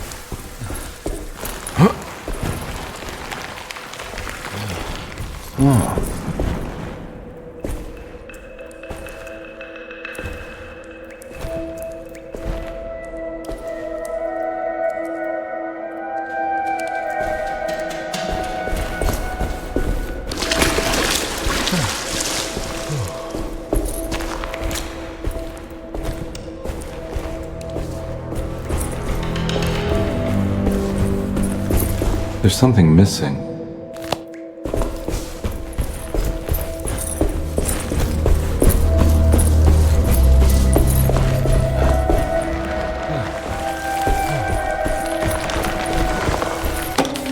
The great library was endless, beautiful, and terrible. An Akashic record for the universe inside the mind of Jeremy Hartwood, now corrupted.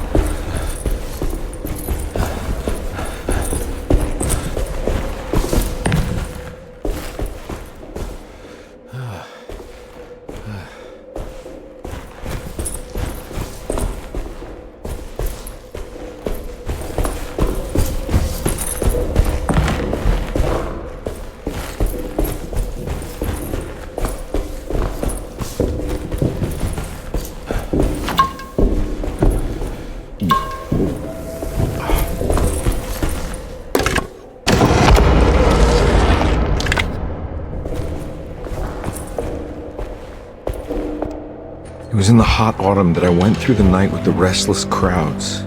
He was a kind of itinerant showman who held forth in public halls and aroused widespread fear.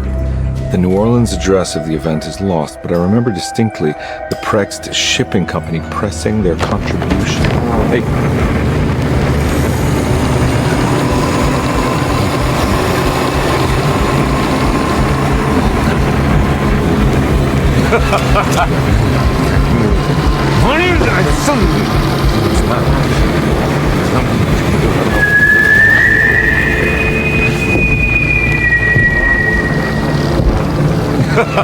Detective!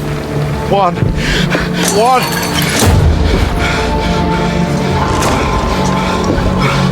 I hope you found what you were looking for. I fear there is no going back.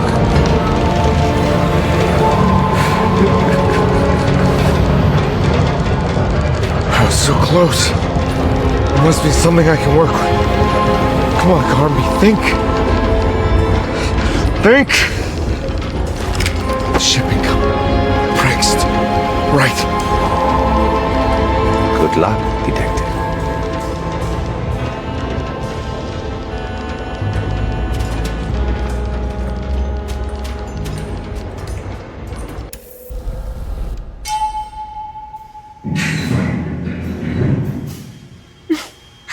Well, thank God you're here, Detective.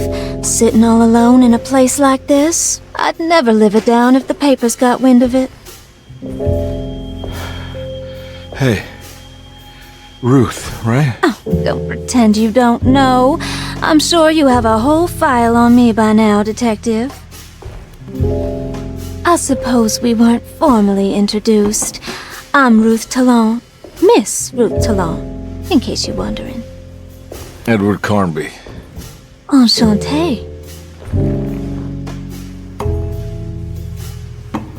You sure? I had too many already. Nice. It's good. I know. I have great taste, Detective. I heard you're trying to break Jeremy's promise to the Dark Man. Yeah. Do you know anything about that kind of stuff? No, but it makes you wonder. If he made a promise, can't he simply stand by his words?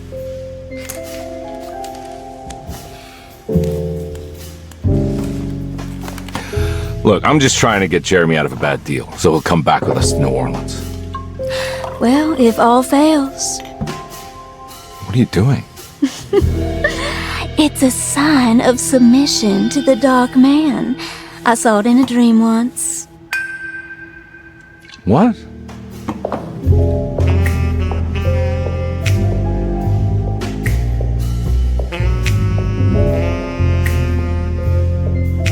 You don't know the Prext Shipping Company by any chance? I do. They made big money during the war.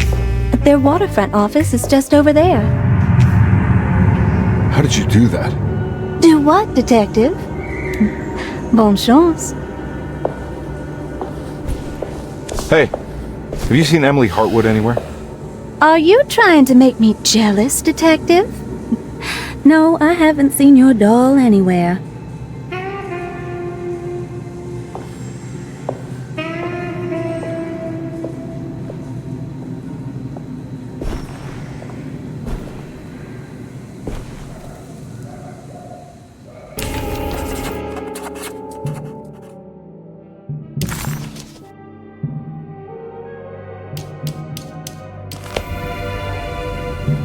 Prext Shipping Company.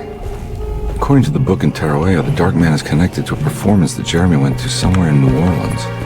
It's locked from the other side.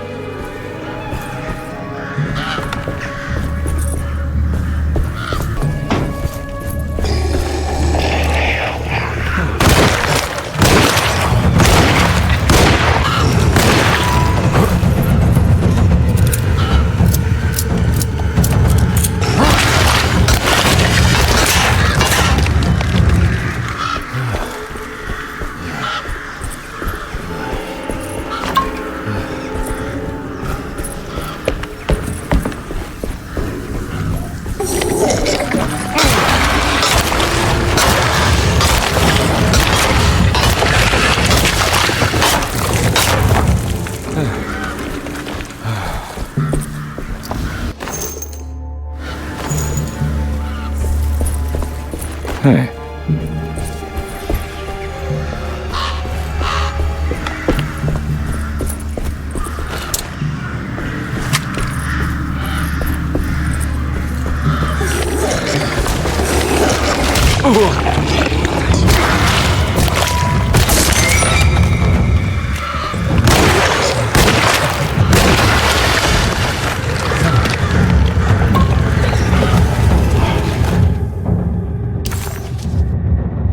The sewer system has a tunnel running right below Craig's shipping company. I bet I can use it to get inside.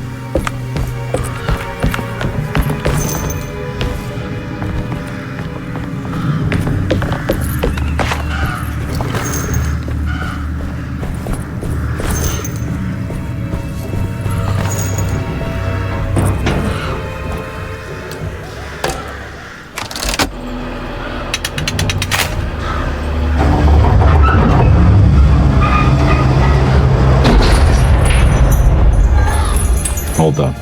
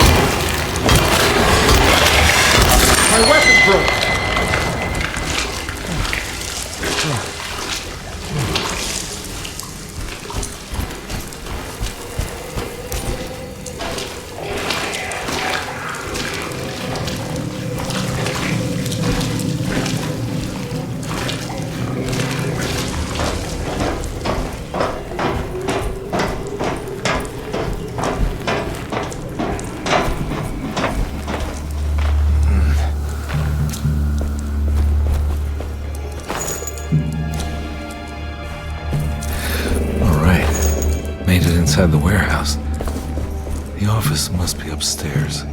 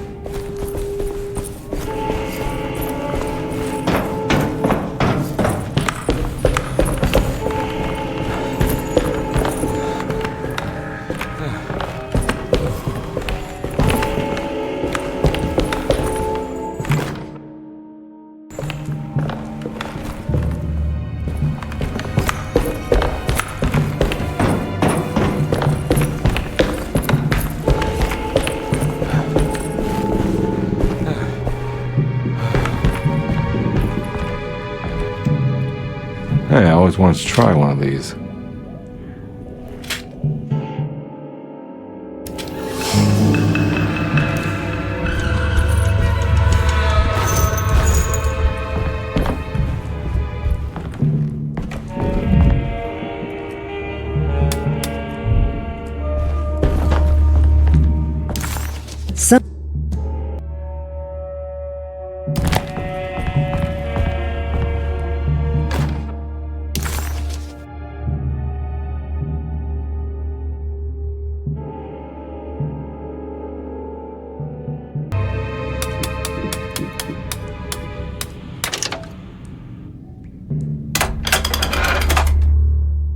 Gotta go manifesto.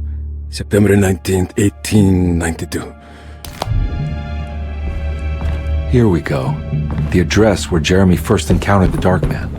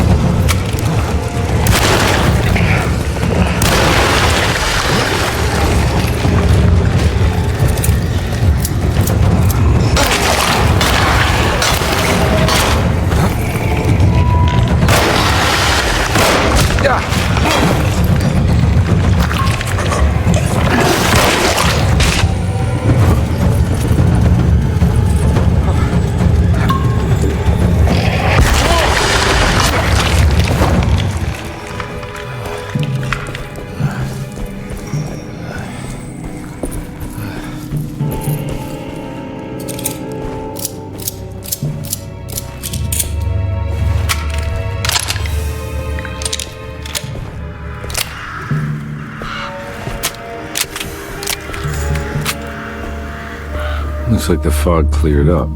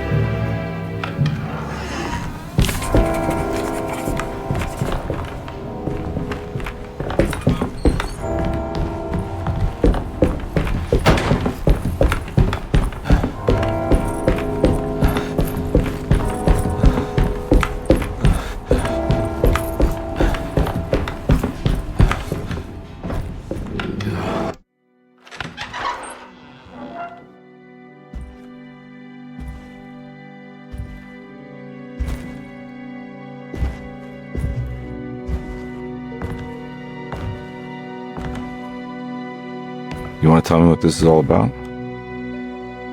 Welcome, Detective, to the greatest show this side of the Mississippi. Nyarlathotep, the Black Pharaoh, the ancient magician who lived 1,000 lives and wore 1,000 masks. I can see why you settled on calling him the Dark Man. Saves your breath. So, you got scared by a stage magician, and now he's living inside your head. You can mock me, Detective, but you would be the crazy one to think his presence can be ignored. Look where we are!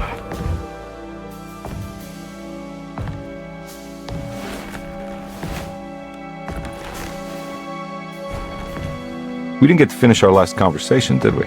You were about to tell me how to break the contract with the Dark Man. No, we can't. We would turn her loose on the world. So many innocent would die. But there is a way to break out of the deal. There is. He offered me a way out. Steps to take. What are they? You'll never find them. They're forever entombed in his sunken desert temple. Jeremy, I'm not your enemy. Tell me where to go. How do I find the temple? No, we can't! I have to make this sacrifice! God damn it, Jeremy! I'm gonna save you! Don't worry!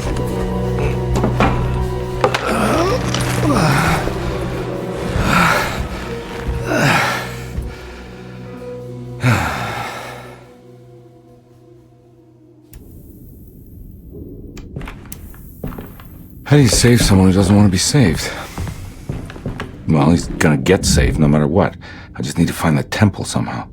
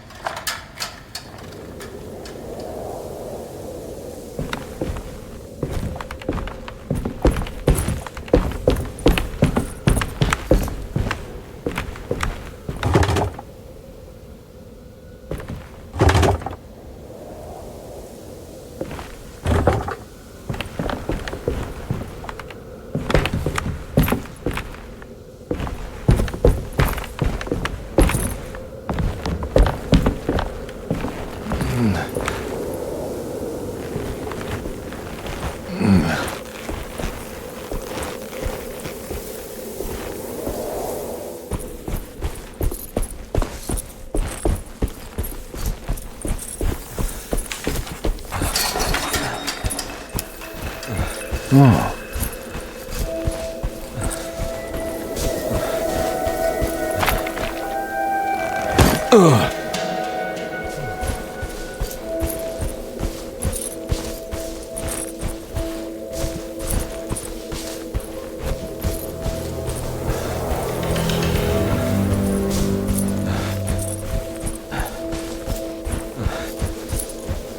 A sunken desert temple.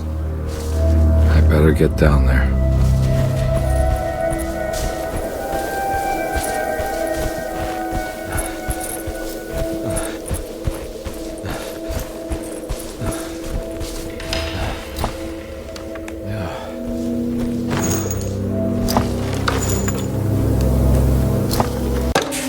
The Temple of Nephron-Ka lies under our camp. Despite all efforts, that unholy site did not collapse, but sink beneath the sand. The pharaoh is long dead, his name meticulously stricken from all ancient writing. but that stage meant for blood and terror remains. The temple is said to be lightless, built to harbor all the haunters of the dark found in the very depths of our universe. Calling on the gods meant creating a bridge between our world and theirs. The terrible Aldebaran of Taurus, the Black Sun, was seen as the most important star in the night sky, because according to the Kitab al-Azif, it was said to be the home of...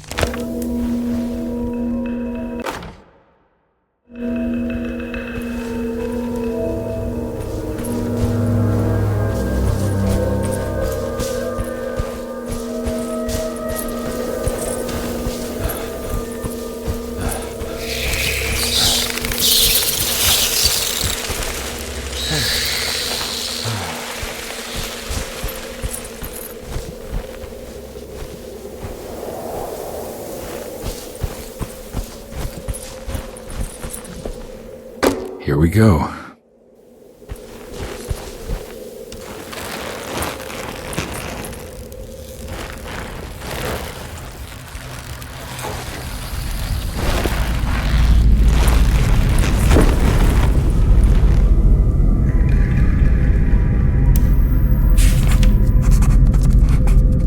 It's the star constellation from one of Jeremy's books, the Taurus.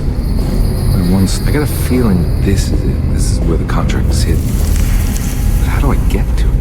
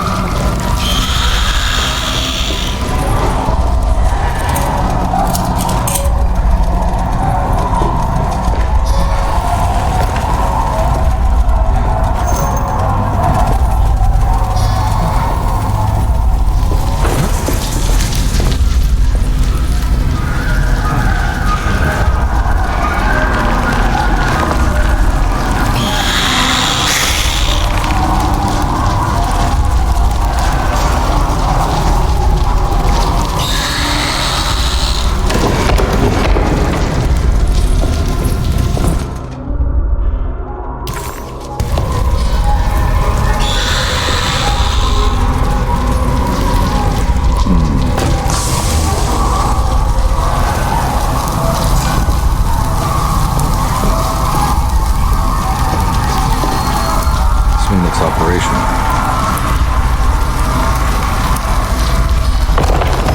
Good work.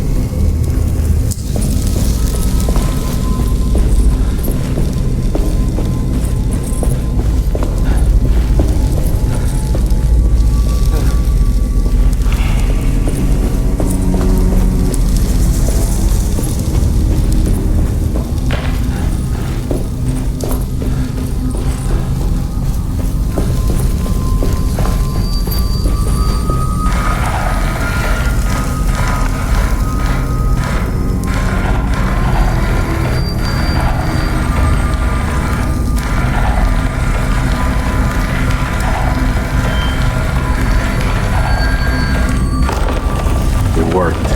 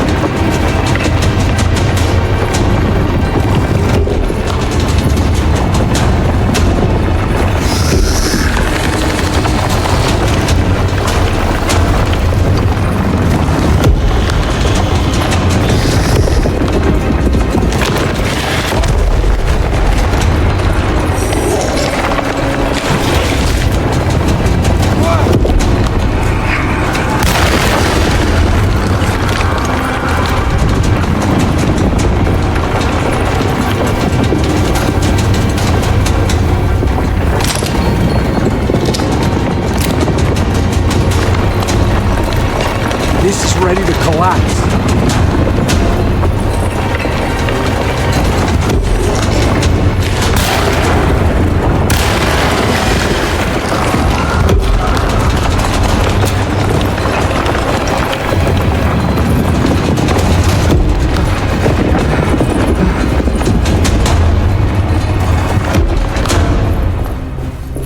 What is going on?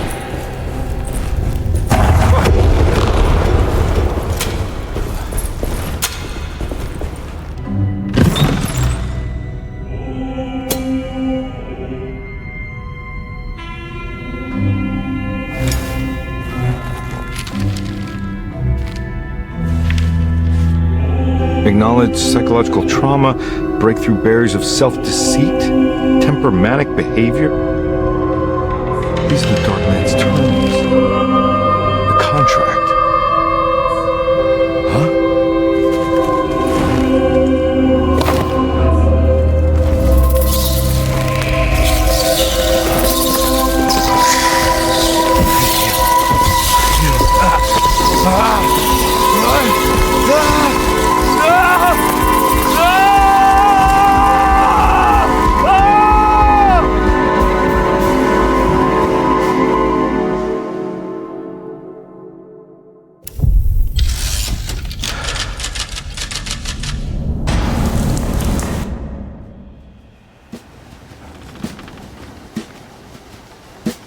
Hey. Hey, detective?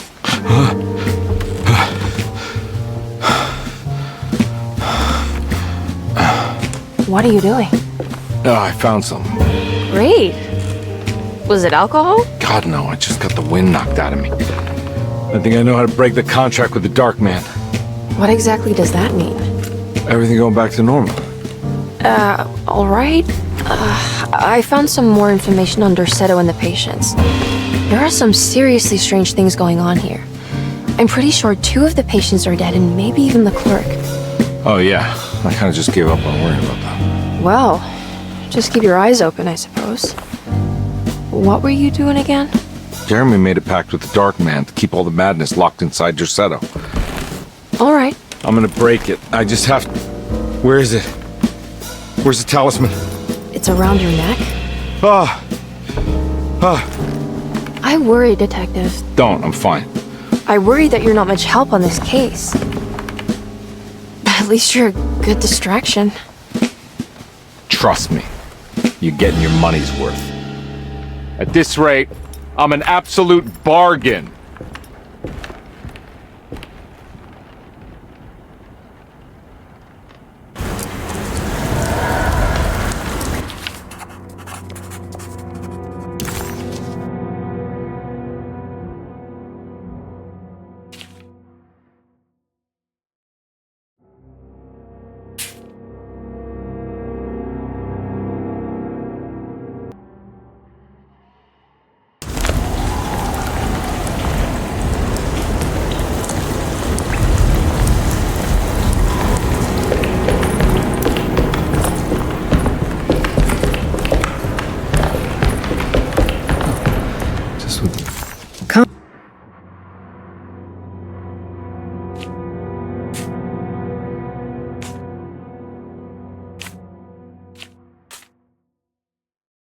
Evening needed some ambiance.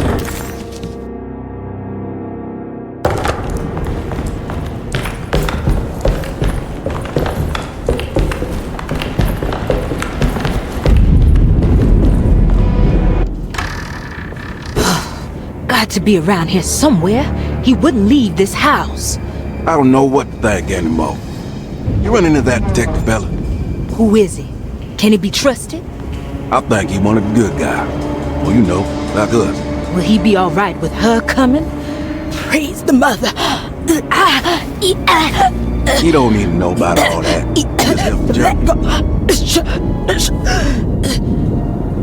Just calm down. It ain't time yet. God, it hurts. As far as I can tell, Detective Comby seems to be solving problems, not causing them. Just be ready in case he starts anything.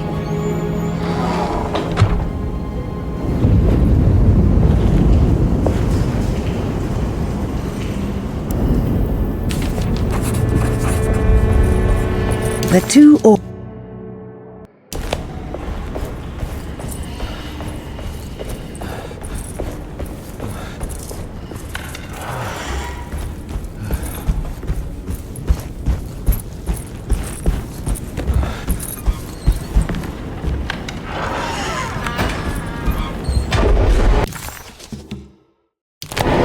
Christ, what the hell was that? It's blocked.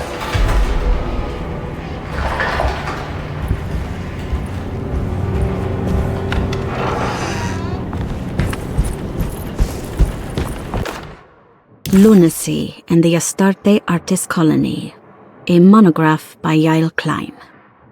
In early 1909, the old Derceto plantation outside of New Orleans was turned into an artist's colony.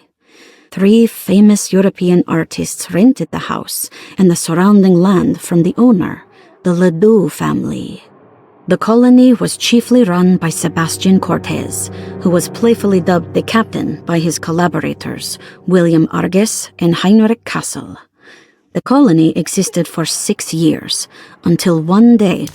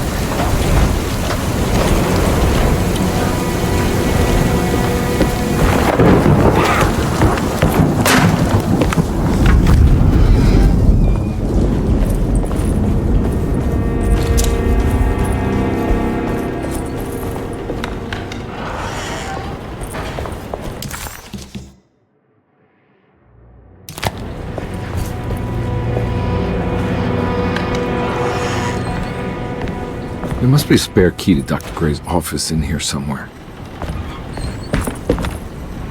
I don't have the combination for this. Maybe Jeremy did.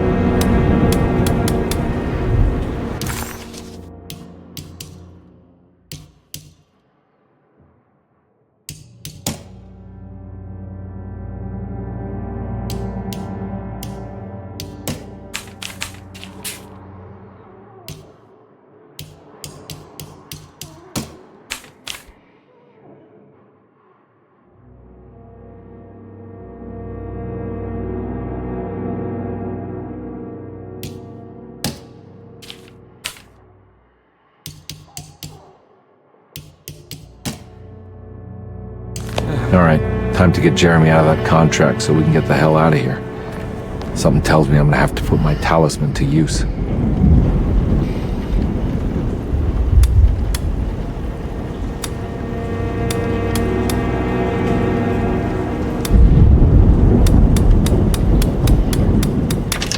It worked.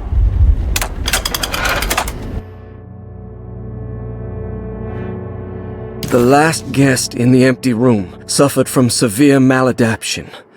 I must write this down, because if I understand the condition sufficiently, it could make me deny this fact at a later date, and there is reason for me to think I may come to suffer the consequences from this dysfunction, as some who came in contact with the guest seemed to adopt a new worldview in which everything was predetermined but broken. Upon accepting this worldview, some memories became unmanageable.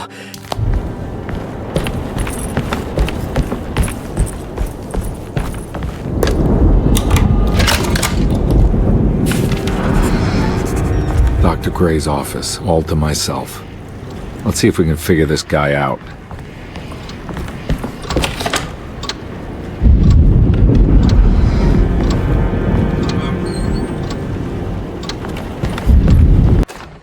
I have finished tidying up Miss Beauregard's belongings. I will leave it to you to contact her agent and have them collect her things. I found one of Grace's...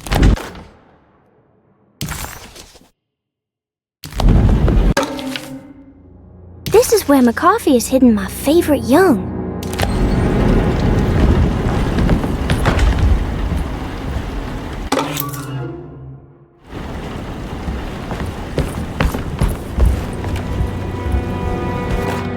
Dearest Dr. Manzetti, I find myself in a losing battle with my patient. As I've disclosed in my previous letter, his delusions have him completely captured. It's bad enough that he is torturing himself with paranoia, but his madness turns out to be quite persuasive to others, effectively laying the ground for mass delusion. I am writing to you in hope that you can give me some guidance. Beyond my ambition to avoid devastating surgery on my patient, I have grown worried about my own defenses. The words of my patient are deranged, yet they often resonate with something primitive within me. I have tried photographing his brain with X-rays. It was surprisingly difficult to get good results. Dark blotches on the plates kept obscuring all details. My patient looked at the bad plates and cried out in terror, telling me the dark areas was the shadow of the worm, eating him from inside. I could not see anything out of the ordinary. I hope this is a sign that my mind is not as receptive to the madness as I had feared. After further inquiry, my patient described the shadow.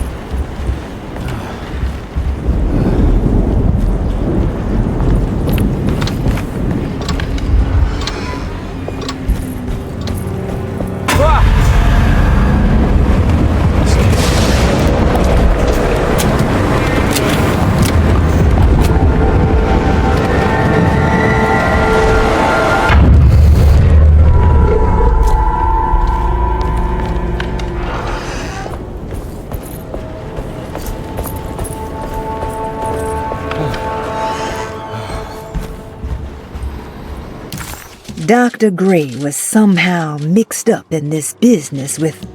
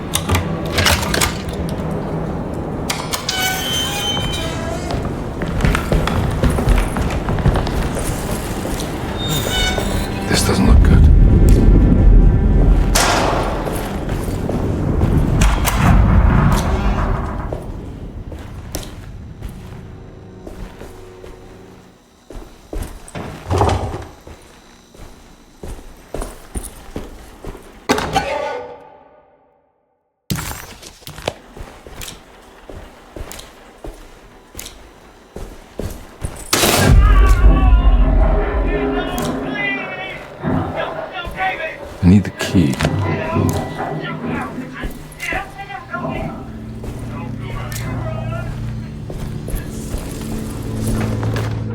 Radiography. Patient Jeremy Hartwood. Date June 14, 1930. Plates. Jeremy's skull proved difficult to capture properly. Partial radiographs worked best. A complete picture of the brain can be assembled by piecing 3 plates together. Hypothetical psychosurgery based on the ideas by Burkhardt and the St. Petersburg research could end up saving Jeremy's mind. Severing the connections around the frontal lobe would certainly solve most mental afflictions. The procedure would be brutal in performance, as well as in efficiency. An ice pick pushed through the edge of the eye and into the skull would untether the nerves like Alexander cutting the...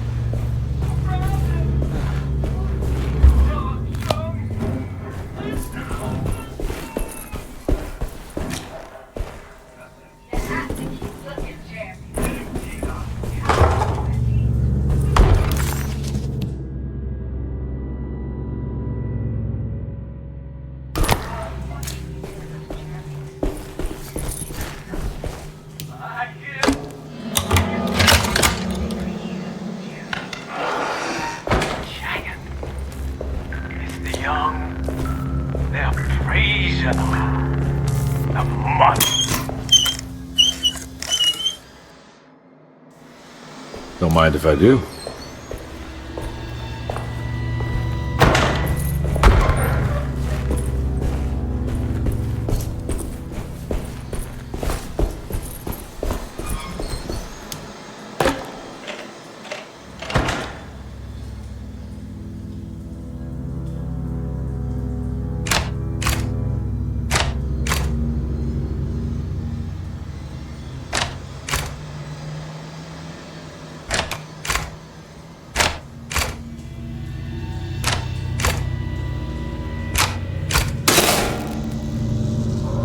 That's better.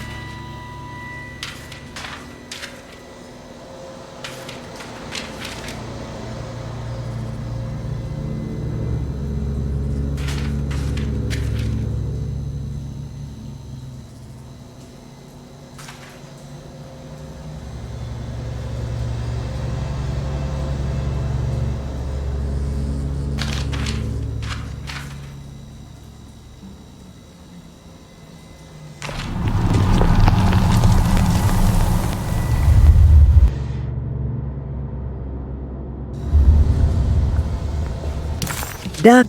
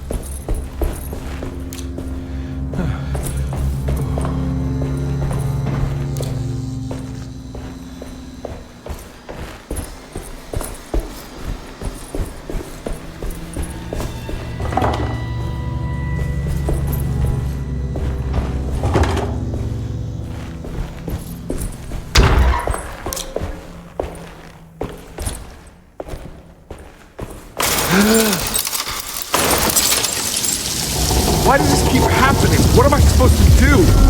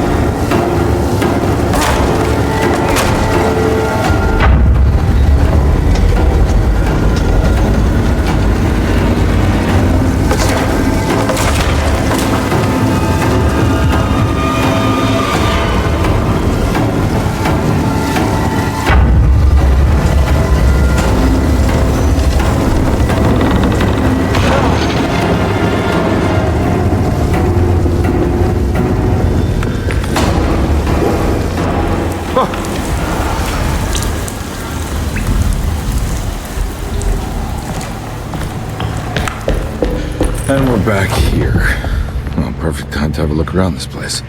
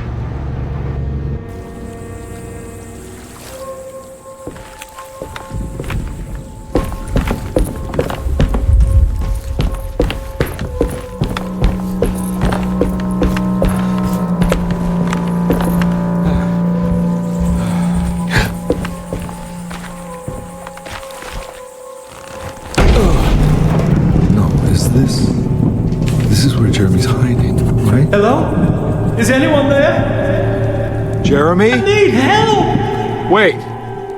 Can you hear me? I'm stuck in the mud and the bayou is taking Jeremy, me. where are you? The motor is dead. I can't do anything more. Hang on, Jeremy. I'll figure something out. I'll get the boat running.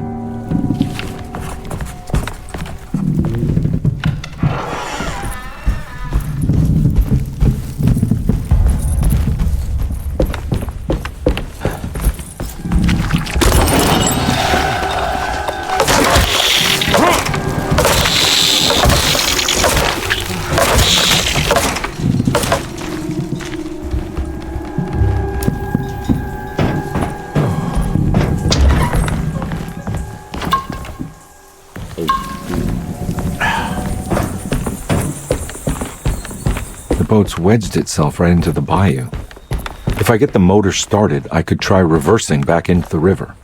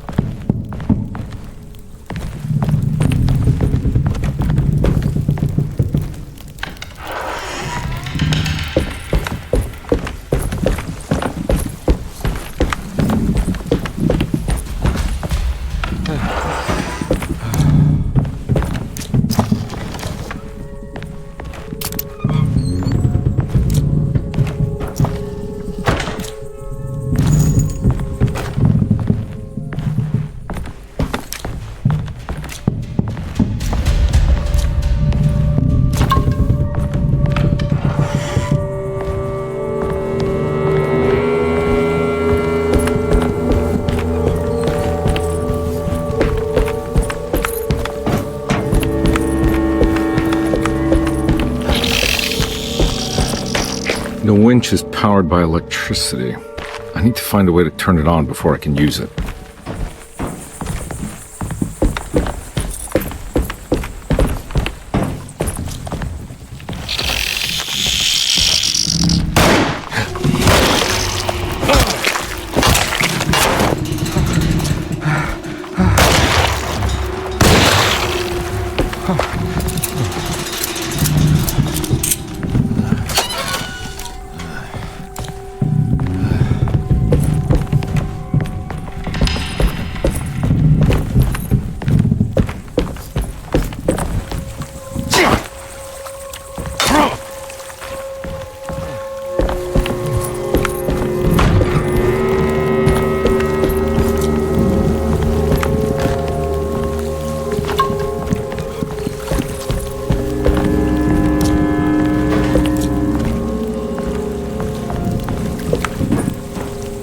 Looks pretty weak.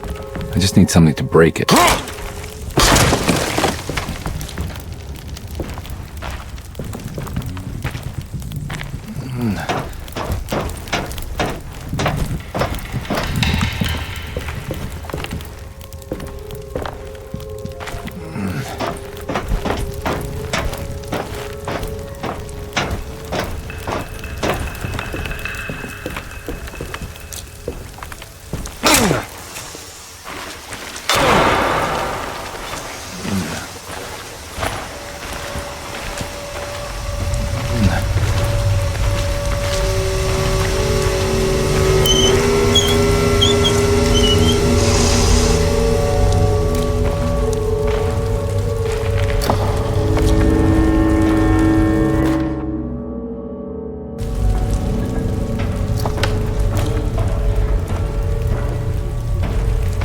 This definitely needs fuel.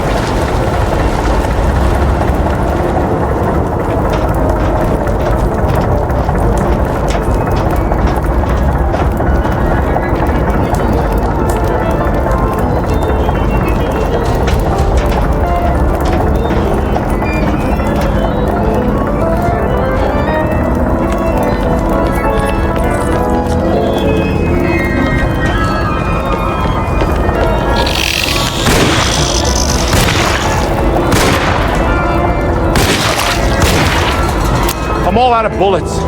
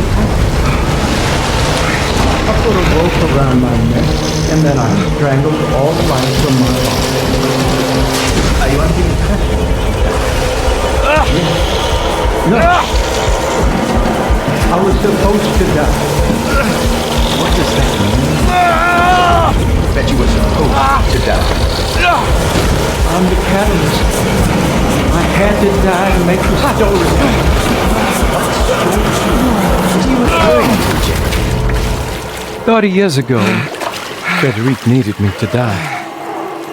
You're not making any sense, Jeremy. Find your focus. Hey! I cheated everyone. I didn't play my part. Hey! I escaped my doom. My destiny. Again, find your focus. Hey, I'm right here. What the hell is going on? Now everything is wrong. Nothing is in place. I'm right here! Calm down, Mr. Conby. What do you want? Were you not talking to Jeremy right now? I haven't seen Jeremy all day. Are you all right, Detective? No. Actually, I don't think so. Well, maybe. I'm gonna go look for Jeremy. Good. Let me know if you find him.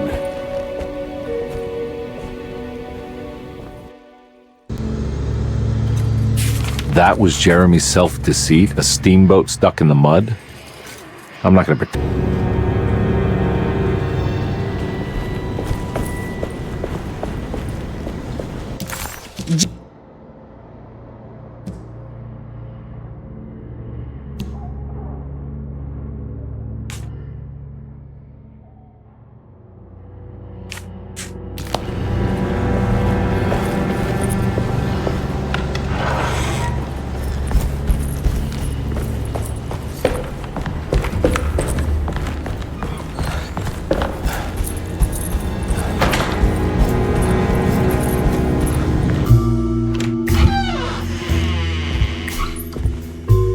Detective Conby. Good to see you again. Solved the case yet? I'm trying. Hey, Grace, you okay? Oh, she is just peachy, Detective. Are you looking forward to the Feast of St. John, Grace? I can't wait! Kids, ain't they great? What exactly are you planning for tonight? Oh, not much. We eat, we drink, we pay tribute to the wishing tree in the conservatory. The usual. Then why all the excitement? There is just something about tonight. Something's different. I think we all feel it. Besides, we got ourselves some new words for the prayer thanks to your buddy Jeremy. She'll come and turn the world inside out, and things will begin again. That sounds strangely threatening. You should come.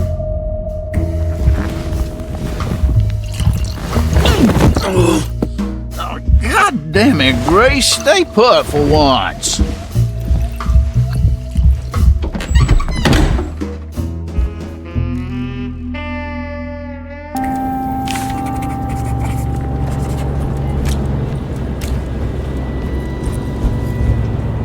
There's something missing.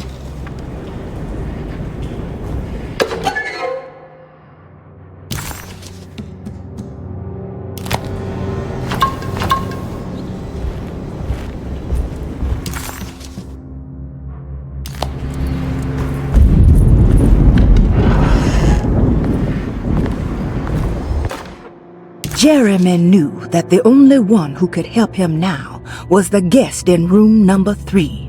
The room seemed to have been empty for so long. But that wasn't allowed to be true. The story needed to be different. To include something from the outside, he would bring the guest back to room 3.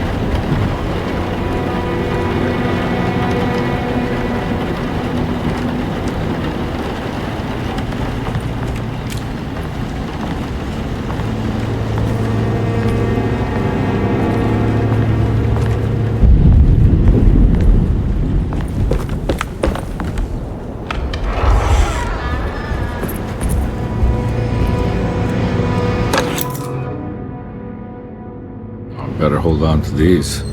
Wouldn't want them to get lost.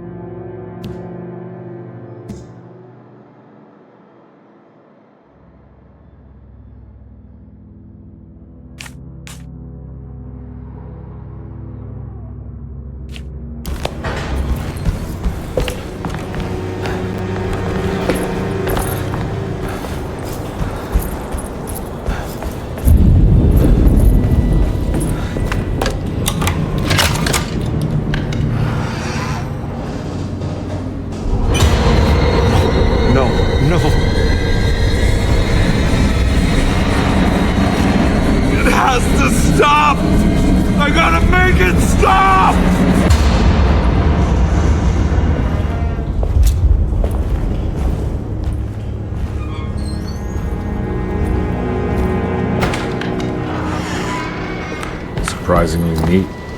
Maybe I've been selling that old barfly short.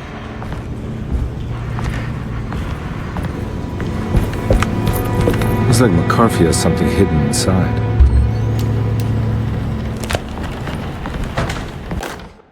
Sometimes, I think this place makes me worse. That Dorsetto might be my grave. A coffin made of ostentatious architecture. A Taj Mahal.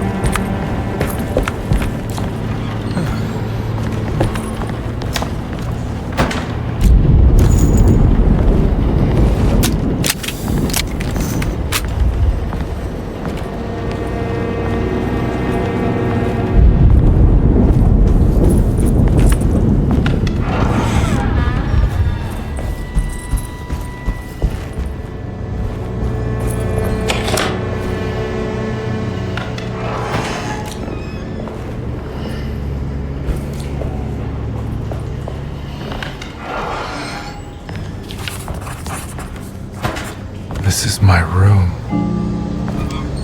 I belong here.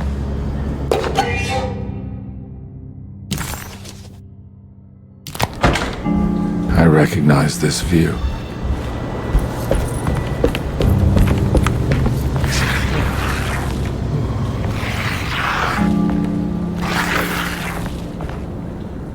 I know that number. Where's that from? I did this. I wrote that.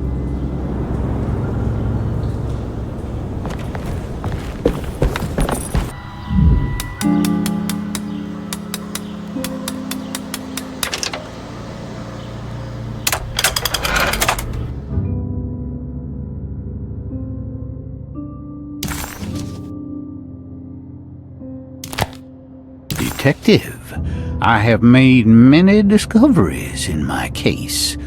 The child we want is safe, thanks to good people like me and you.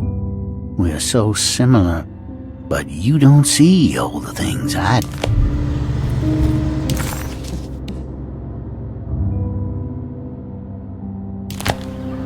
How long have I been here?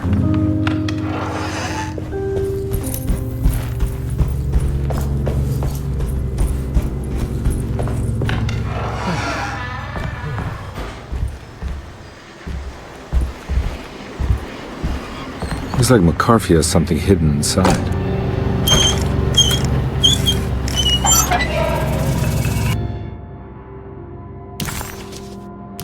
Why would McCarthy lock this up? Was he trying to keep Grace from completing the shank? If so, couldn't she have just... What the hell happened in here?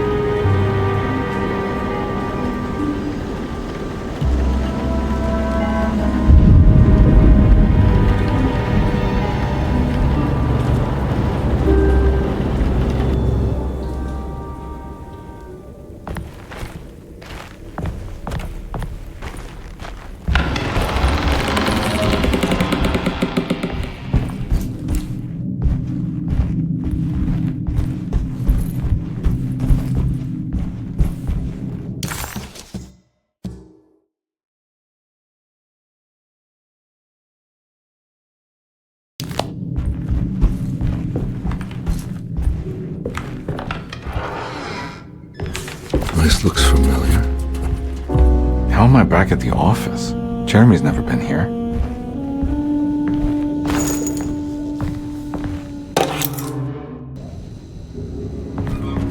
That's me, isn't it?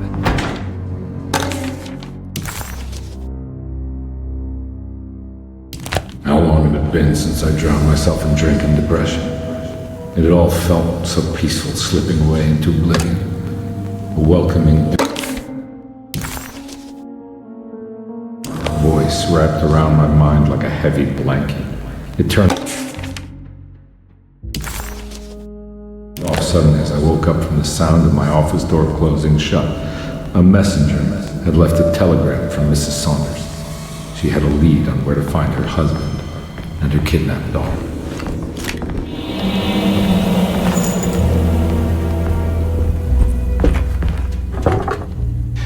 I think I need to figure out. I used to drink so much back then. When was this exactly?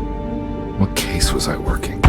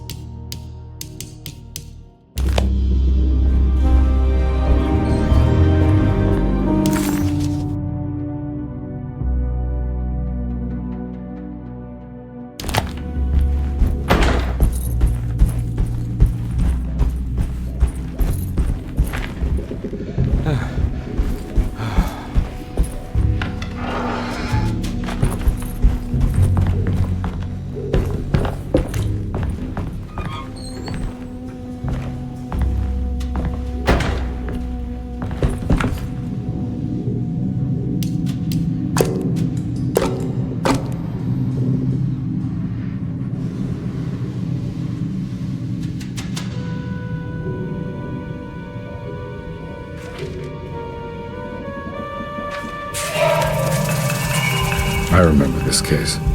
Some kid got taken by her father, headed out of state, but he had made a mistake by selling a painting that his wife actually cared about to a collector named Thornhill to fund his venture. That's how I tracked him down. At least I think so.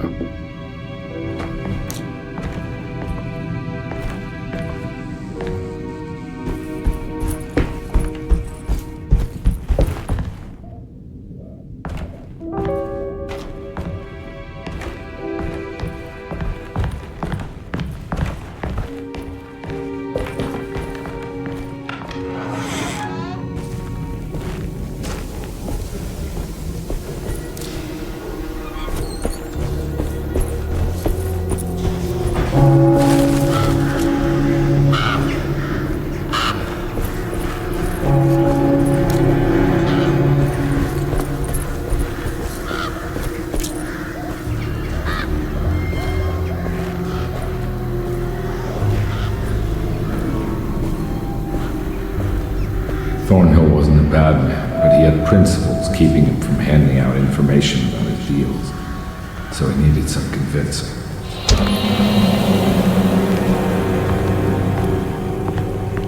Well, every case can't be squeaky clean.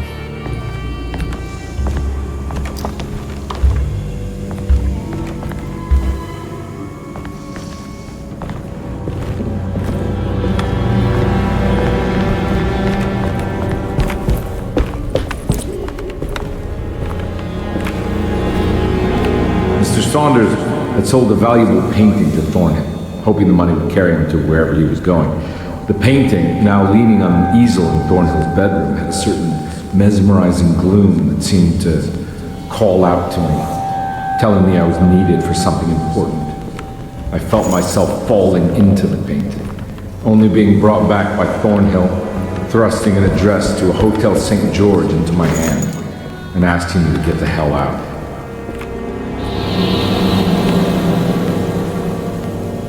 I don't remember this at all. But I can't say it didn't happen.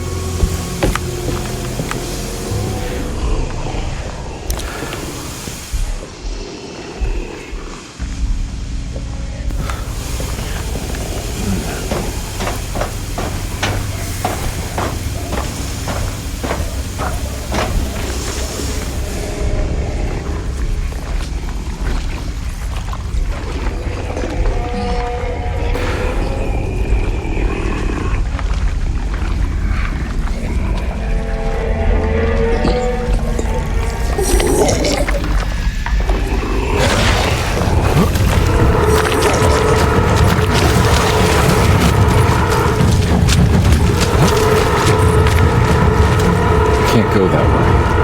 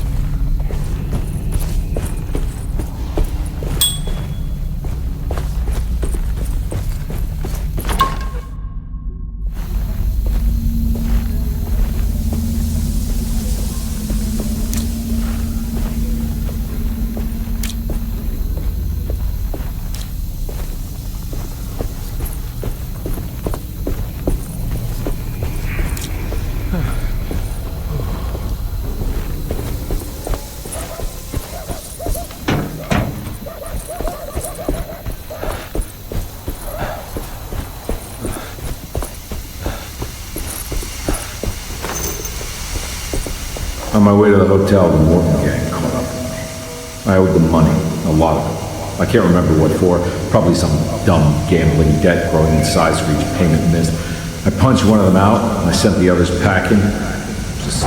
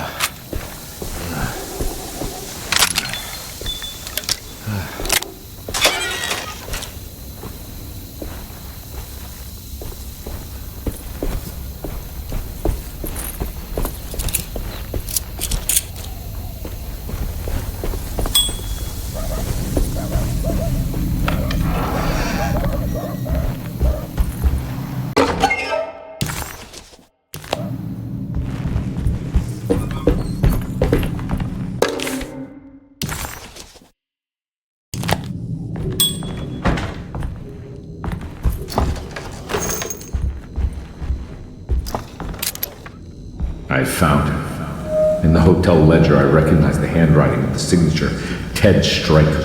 It was him. I could feel it. It was the kidnapper I was hunting. I put on my knuckles and hurried up to his room.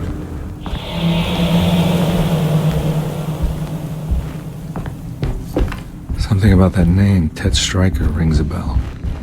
Feels vaguely familiar.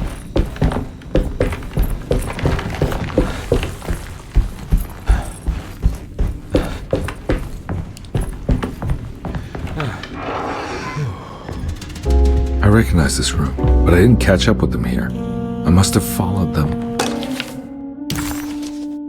But where?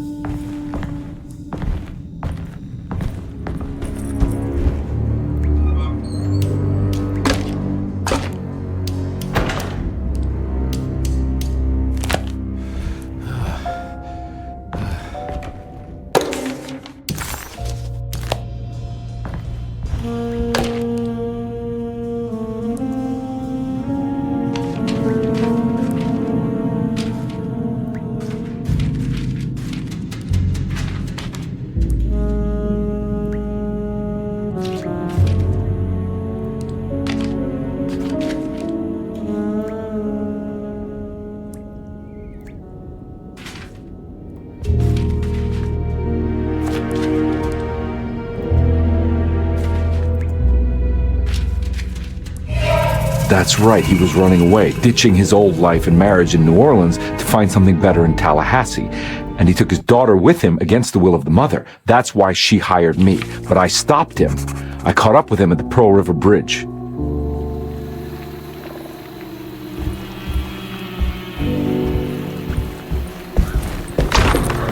Pearl River. This is where I caught up with them. This is what the Dark Man wanted me to revisit. But I'm still not seeing it. What am I forgetting?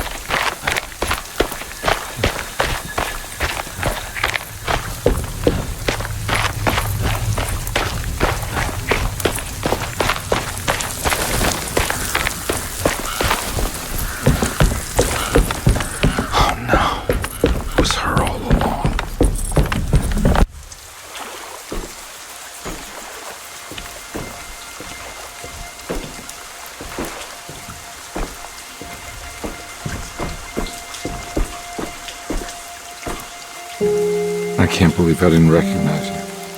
I looked a little different back then, I suppose. Was any of this real? How do you mean? This day, just... so much is happening. I can't... I think I've lost my head. Do you need me to apologize? I mean... I am sorry. I don't think I need to begin to explain. You're just a kid, Grace. I'm really sorry. I didn't mean for it to happen. Lies. More lies. No, really. I thought I was being a good guy by handing you over to your mother. I didn't know. I couldn't have known that she wouldn't care about you. I don't know how this works. What is this for? Some form of admission of guilt. Maybe acceptance. It's what the Dark Man wants. I guess we just watch my father die again then.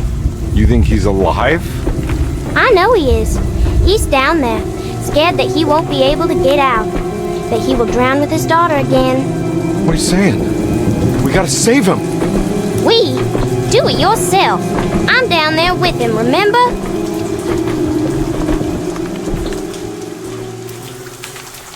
Can I really save them? This all happened so long ago. I have to find a way to get down there. I have to see it with my own eyes. There must be a way to save you both, right? Why else would I be here?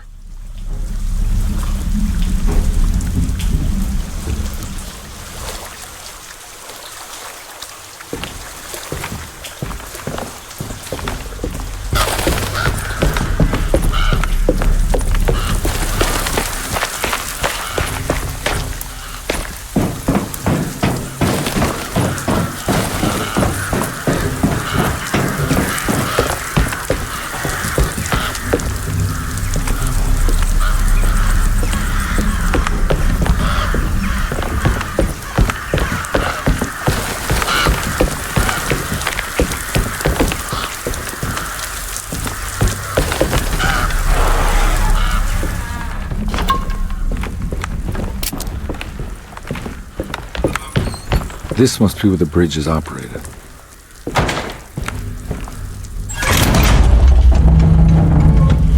Nothing's happening. It's like something's holding it back.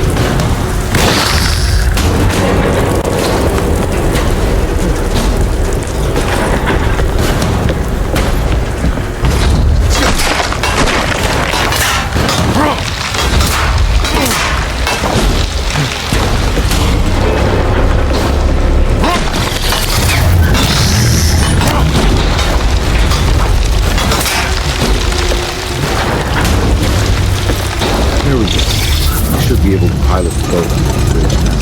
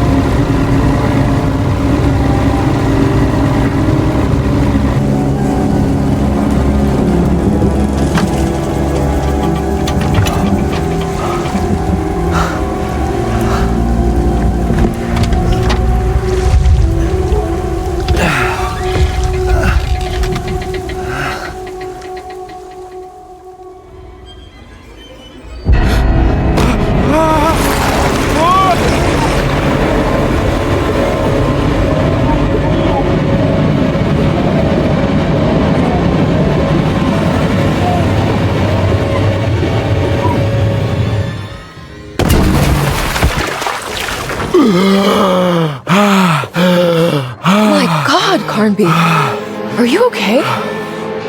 Don't leave me alone. What the hell have you been doing?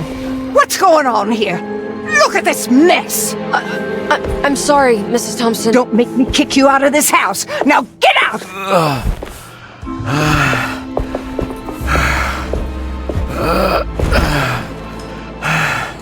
Hey, Detective. Mr. Carnby. I'm really worried about you. I'm okay. I just need to catch my breath for a moment. This place? There are some very disturbed figures around here. And I don't think it's just the patients. I've been reading some things about how Derceto has a deranging effect on people. I think it might explain things. What? Just take it easy, okay? I'm gonna go find a way into Dr. Gray's apartment. I want to know what he's hiding. Emily, don't worry. I think I'm close. I'm gonna set everything right. Just be careful.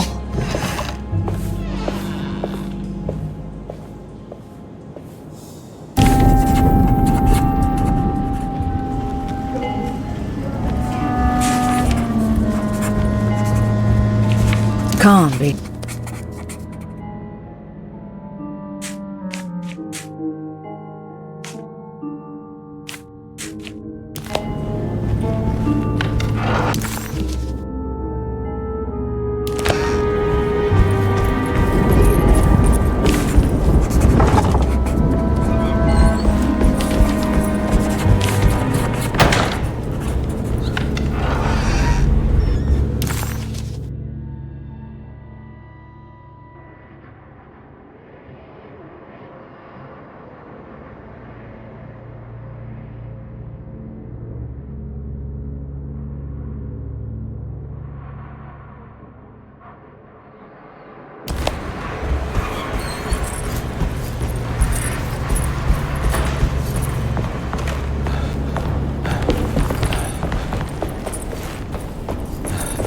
I can't leave. I got a job to do.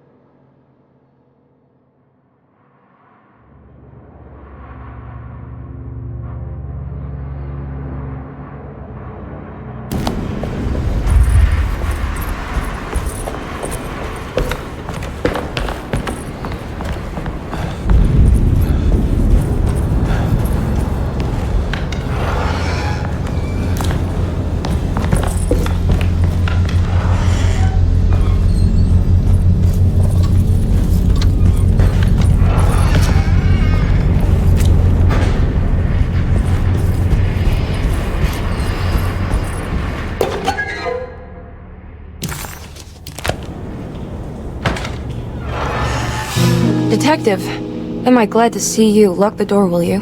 I don't think Dr. Gray would appreciate us snooping around. What's going on here? This feels so strange.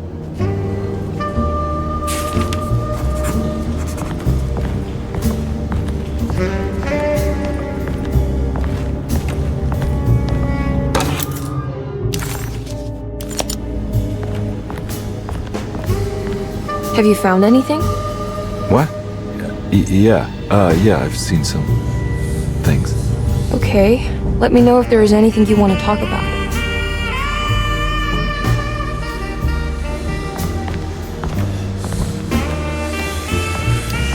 There's a book missing.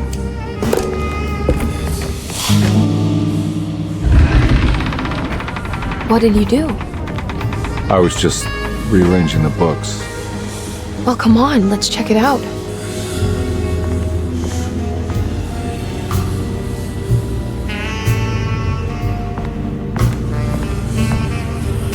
I think I'm beginning to understand. Dr. Gray is dealing with some kind of mass delusion.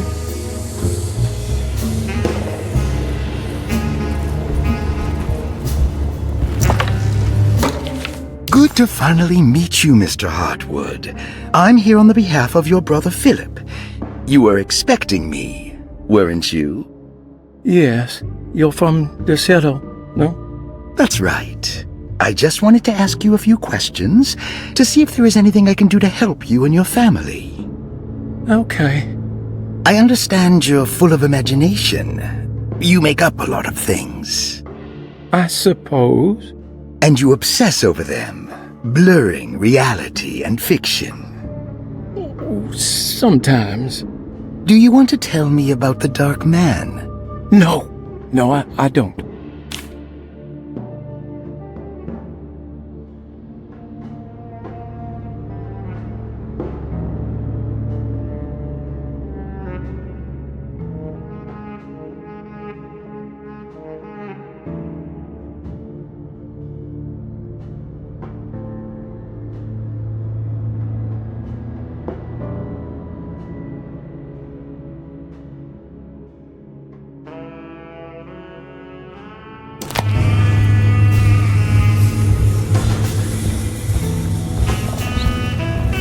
That mark on the floor looks like talisman positions, but from which direction should I look at it? The Snake Dagger, a monograph by Yael Klein.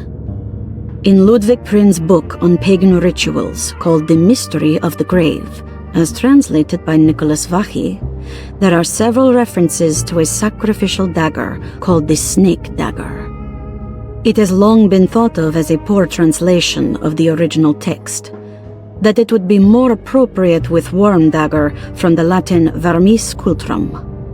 This seems natural following the recent consensus that the original title of Prin's book, De Vermis Mysteris, should literally translate to the mystery of the worm. However, this would take away from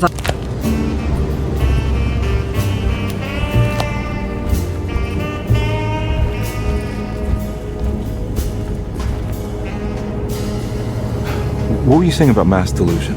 Derceto seems to have a deranging effect on people living close by. It has a history of creating cults devoted to some nature goddess. Even the name Derceto refers to the cult existing here before the Civil War. Derceto was the name of an ancient fertility goddess worshipped in Syria. Dr. Gray and his friends, however, seem to prefer the black goat of the woods with 1,000 young, or Shub-Nigroth.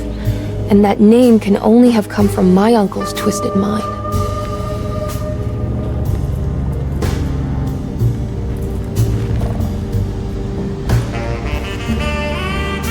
You think all of them are in this cult business? Even Jeremy? I'm not sure any of them have a choice at this point. We just need to find a way to stop all of this.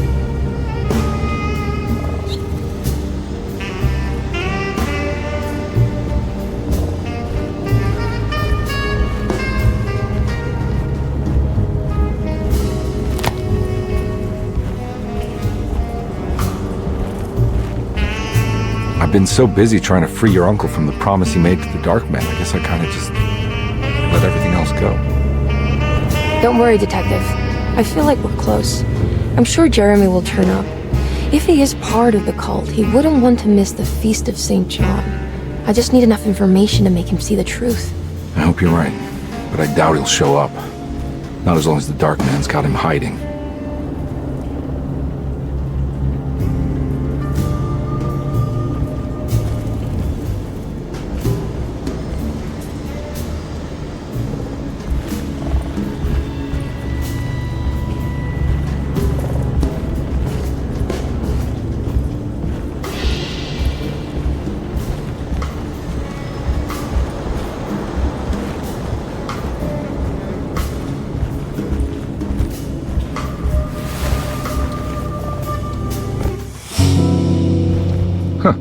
Has that been there this whole time?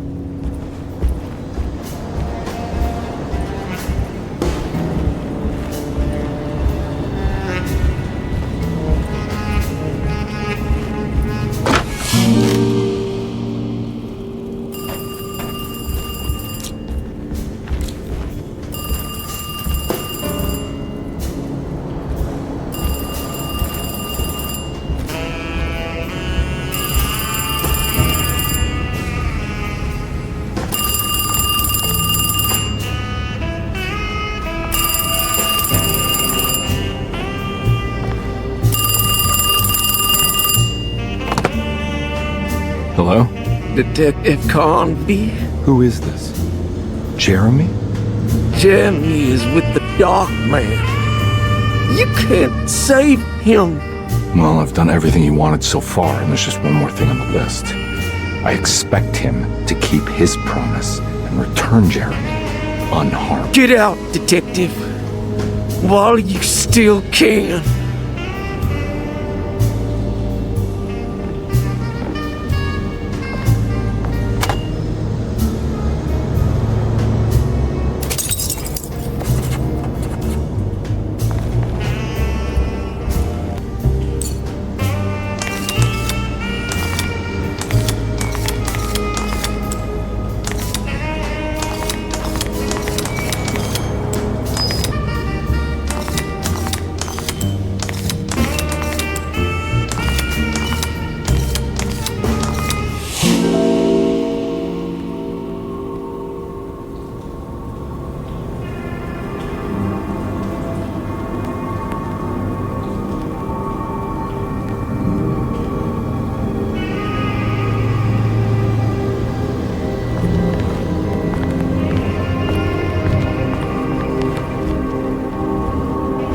You okay?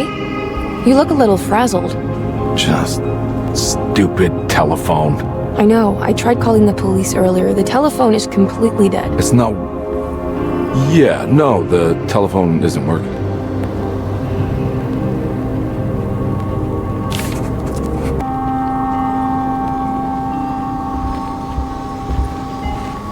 Miss Hartwood, I think you're gonna want to see this. Is there something in the closet? Yeah, there is. You don't see the very obvious gate leading to whatever Jeremy's madness is serving up next? I don't understand. Are you making some kind of fashion metaphor? I'm sorry, I don't have time for this. Can you just tell me what you're doing? You don't see this! It's fine. It's fine. Catch you later. Are you going inside the closet? Yeah. You got a problem with that? No. Do what you think is right, Detective. Sorry, I didn't mean to. Goodbye, Miss Hartwood.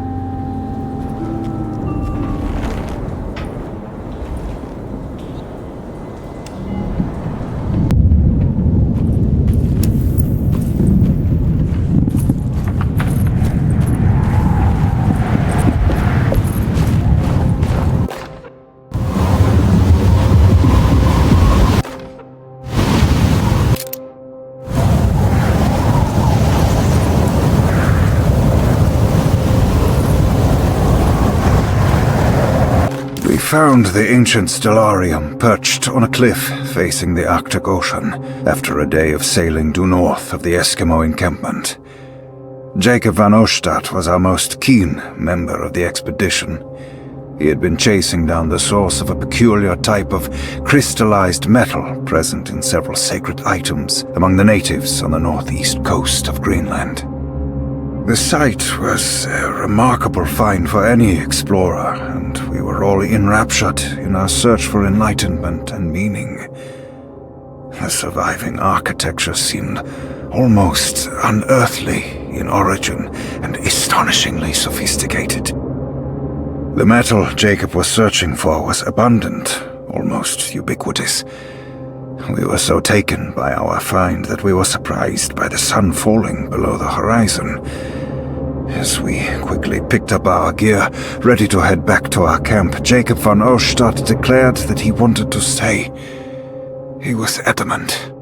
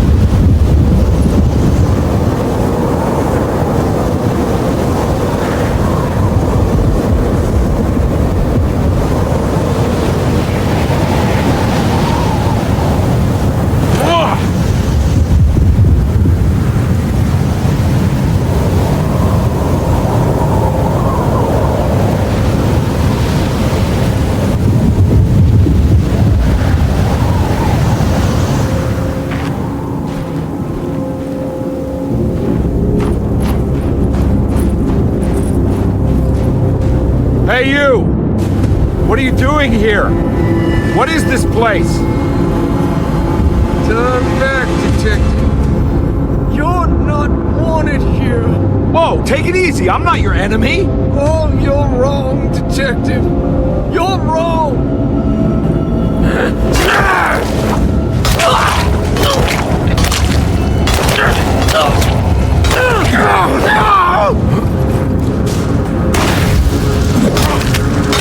My weapon!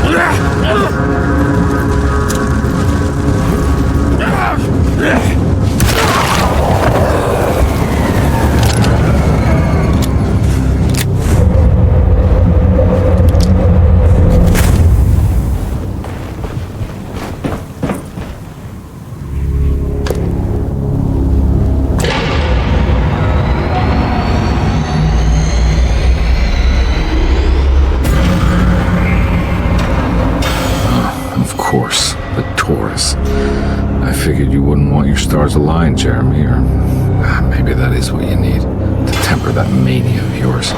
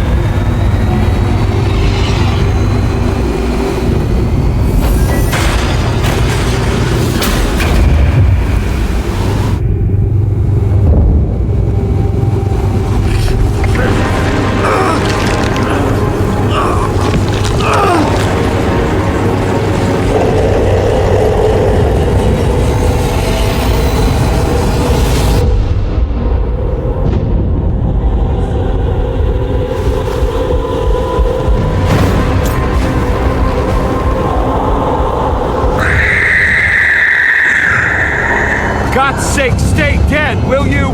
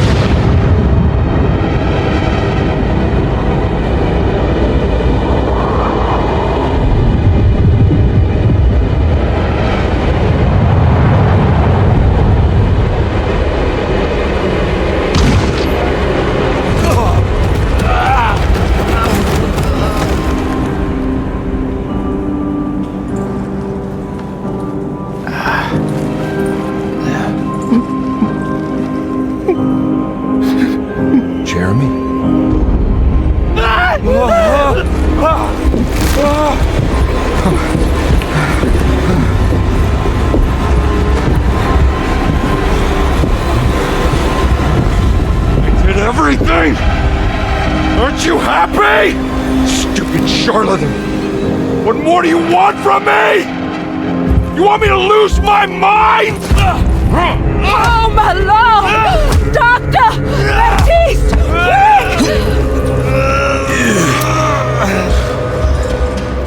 Jesus. What are you thinking, compadre?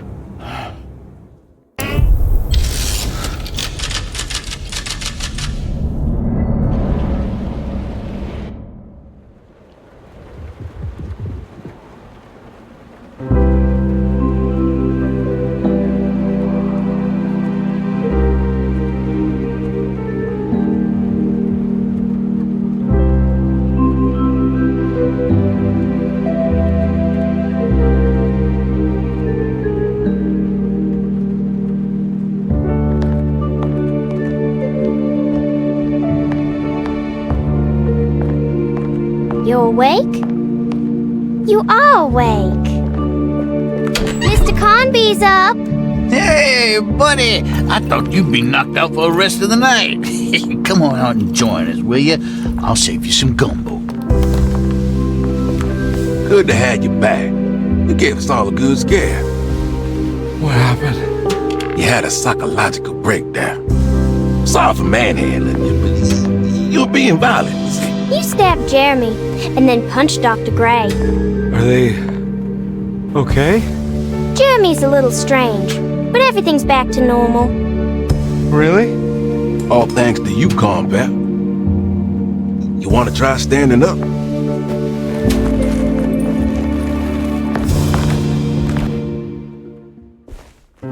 Well, if it isn't the hero of the day. How are you feeling, Detective? Never better. How about you two? Hey, Jeremy, I didn't do too much damage, did I? Things are fine. Very quiet. What's up with him? Painkillers? No. You see, despite you having the finesse of a one-eyed butcher, you managed to lobotomize dear Jeremy. I did what? It's actually quite impressive. It's not like I hadn't considered it myself. I just wish Jeremy could have been helped without reducing his personality to that of an oyster. But he's gonna live. Of course. As long as someone keeps feeding him, he'll outlive the best of us.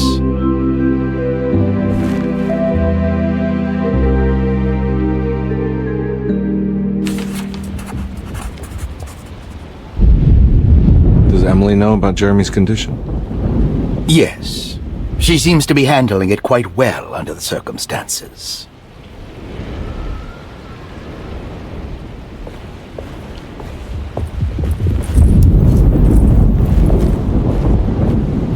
Hey, Ruth. Glad to see you made it back to Derceto. You too, Detective.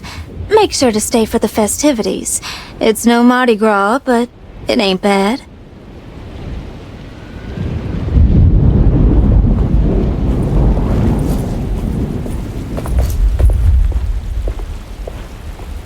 Good to see you back on your feet, Detective. Have some gumbo. Thanks. I'll save it for later.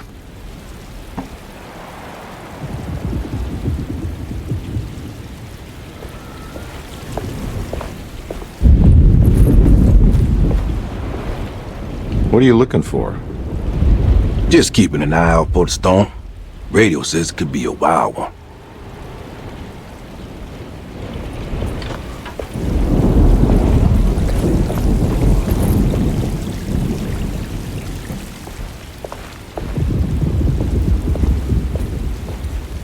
All right, tell me, what the hell's about to happen here? Every year we have a little turn the page ceremony by the tree. It's symbolical. It's like life has its cycles of grief and happiness. You know? Just like a tree facing the seasons. Things change, but remain the same.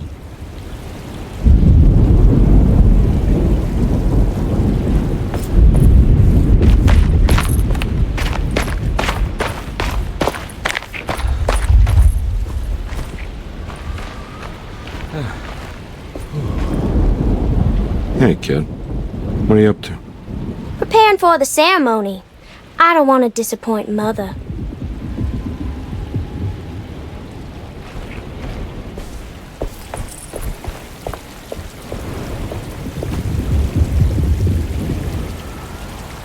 That is one impressive tree.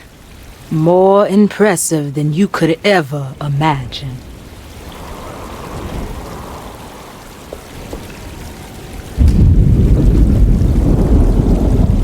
Everyone knows what to do? Y'all know the new words. Mrs. Thompson, we talked about this. I'm not sure everyone is comfortable. Doctor, I insist. This is important. We've waited for so long, Doctor. Let's just go with the old song. Not every change is an improvement. Boss, good or bad, we need to move forward. All in, Doc. Let's bet it all. But we don't know what we're dealing with. It'll be okay, Doctor. Better even.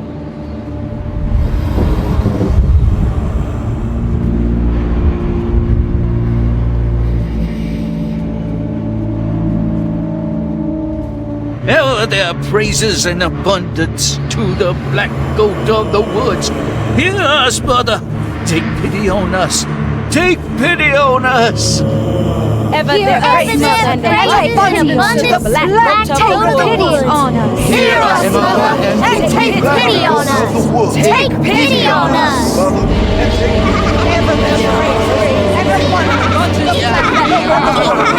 Hear us, Mother.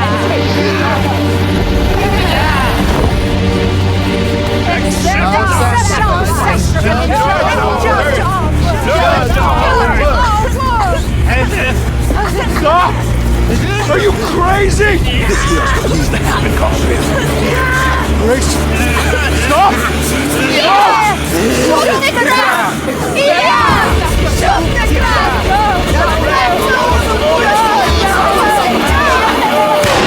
Stop in the ground!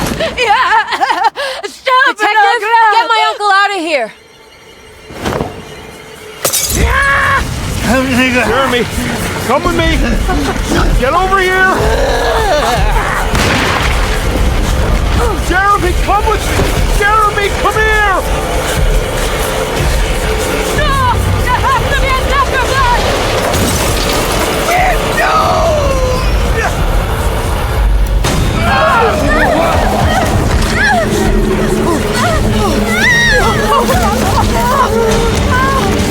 Jeremy!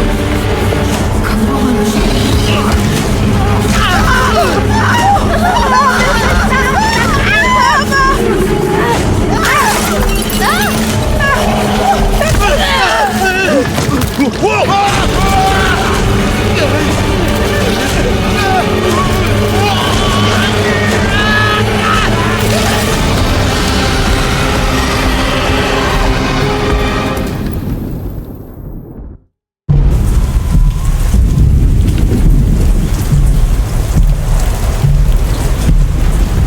can't let that monster leave Derceto. I have to stop it.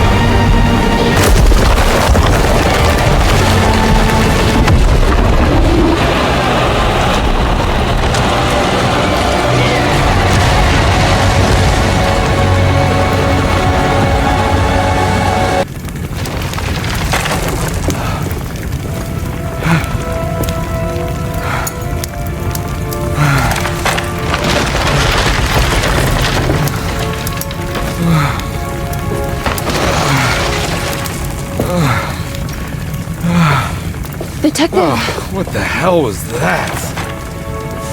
I tried to tell you. There was so much evidence. Their devotion to the black goat was like nothing I've ever seen before. I felt so dumb believing any of it, but I'm glad I did. Are you okay? Everything is out of order. This isn't the way the story goes. I shouldn't be alive. Yeah. Oh, you're welcome, buddy. How are you doing, sweetie? I kinda like it. You ruined everything, but I'm not mad.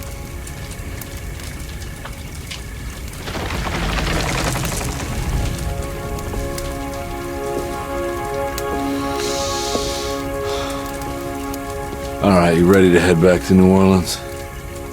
Come on, Jeremy. We're leaving. Can I come? I thought you said you didn't need saving. Don't leave her. She's important. Of course we're taking her with us. Yay, I'm important.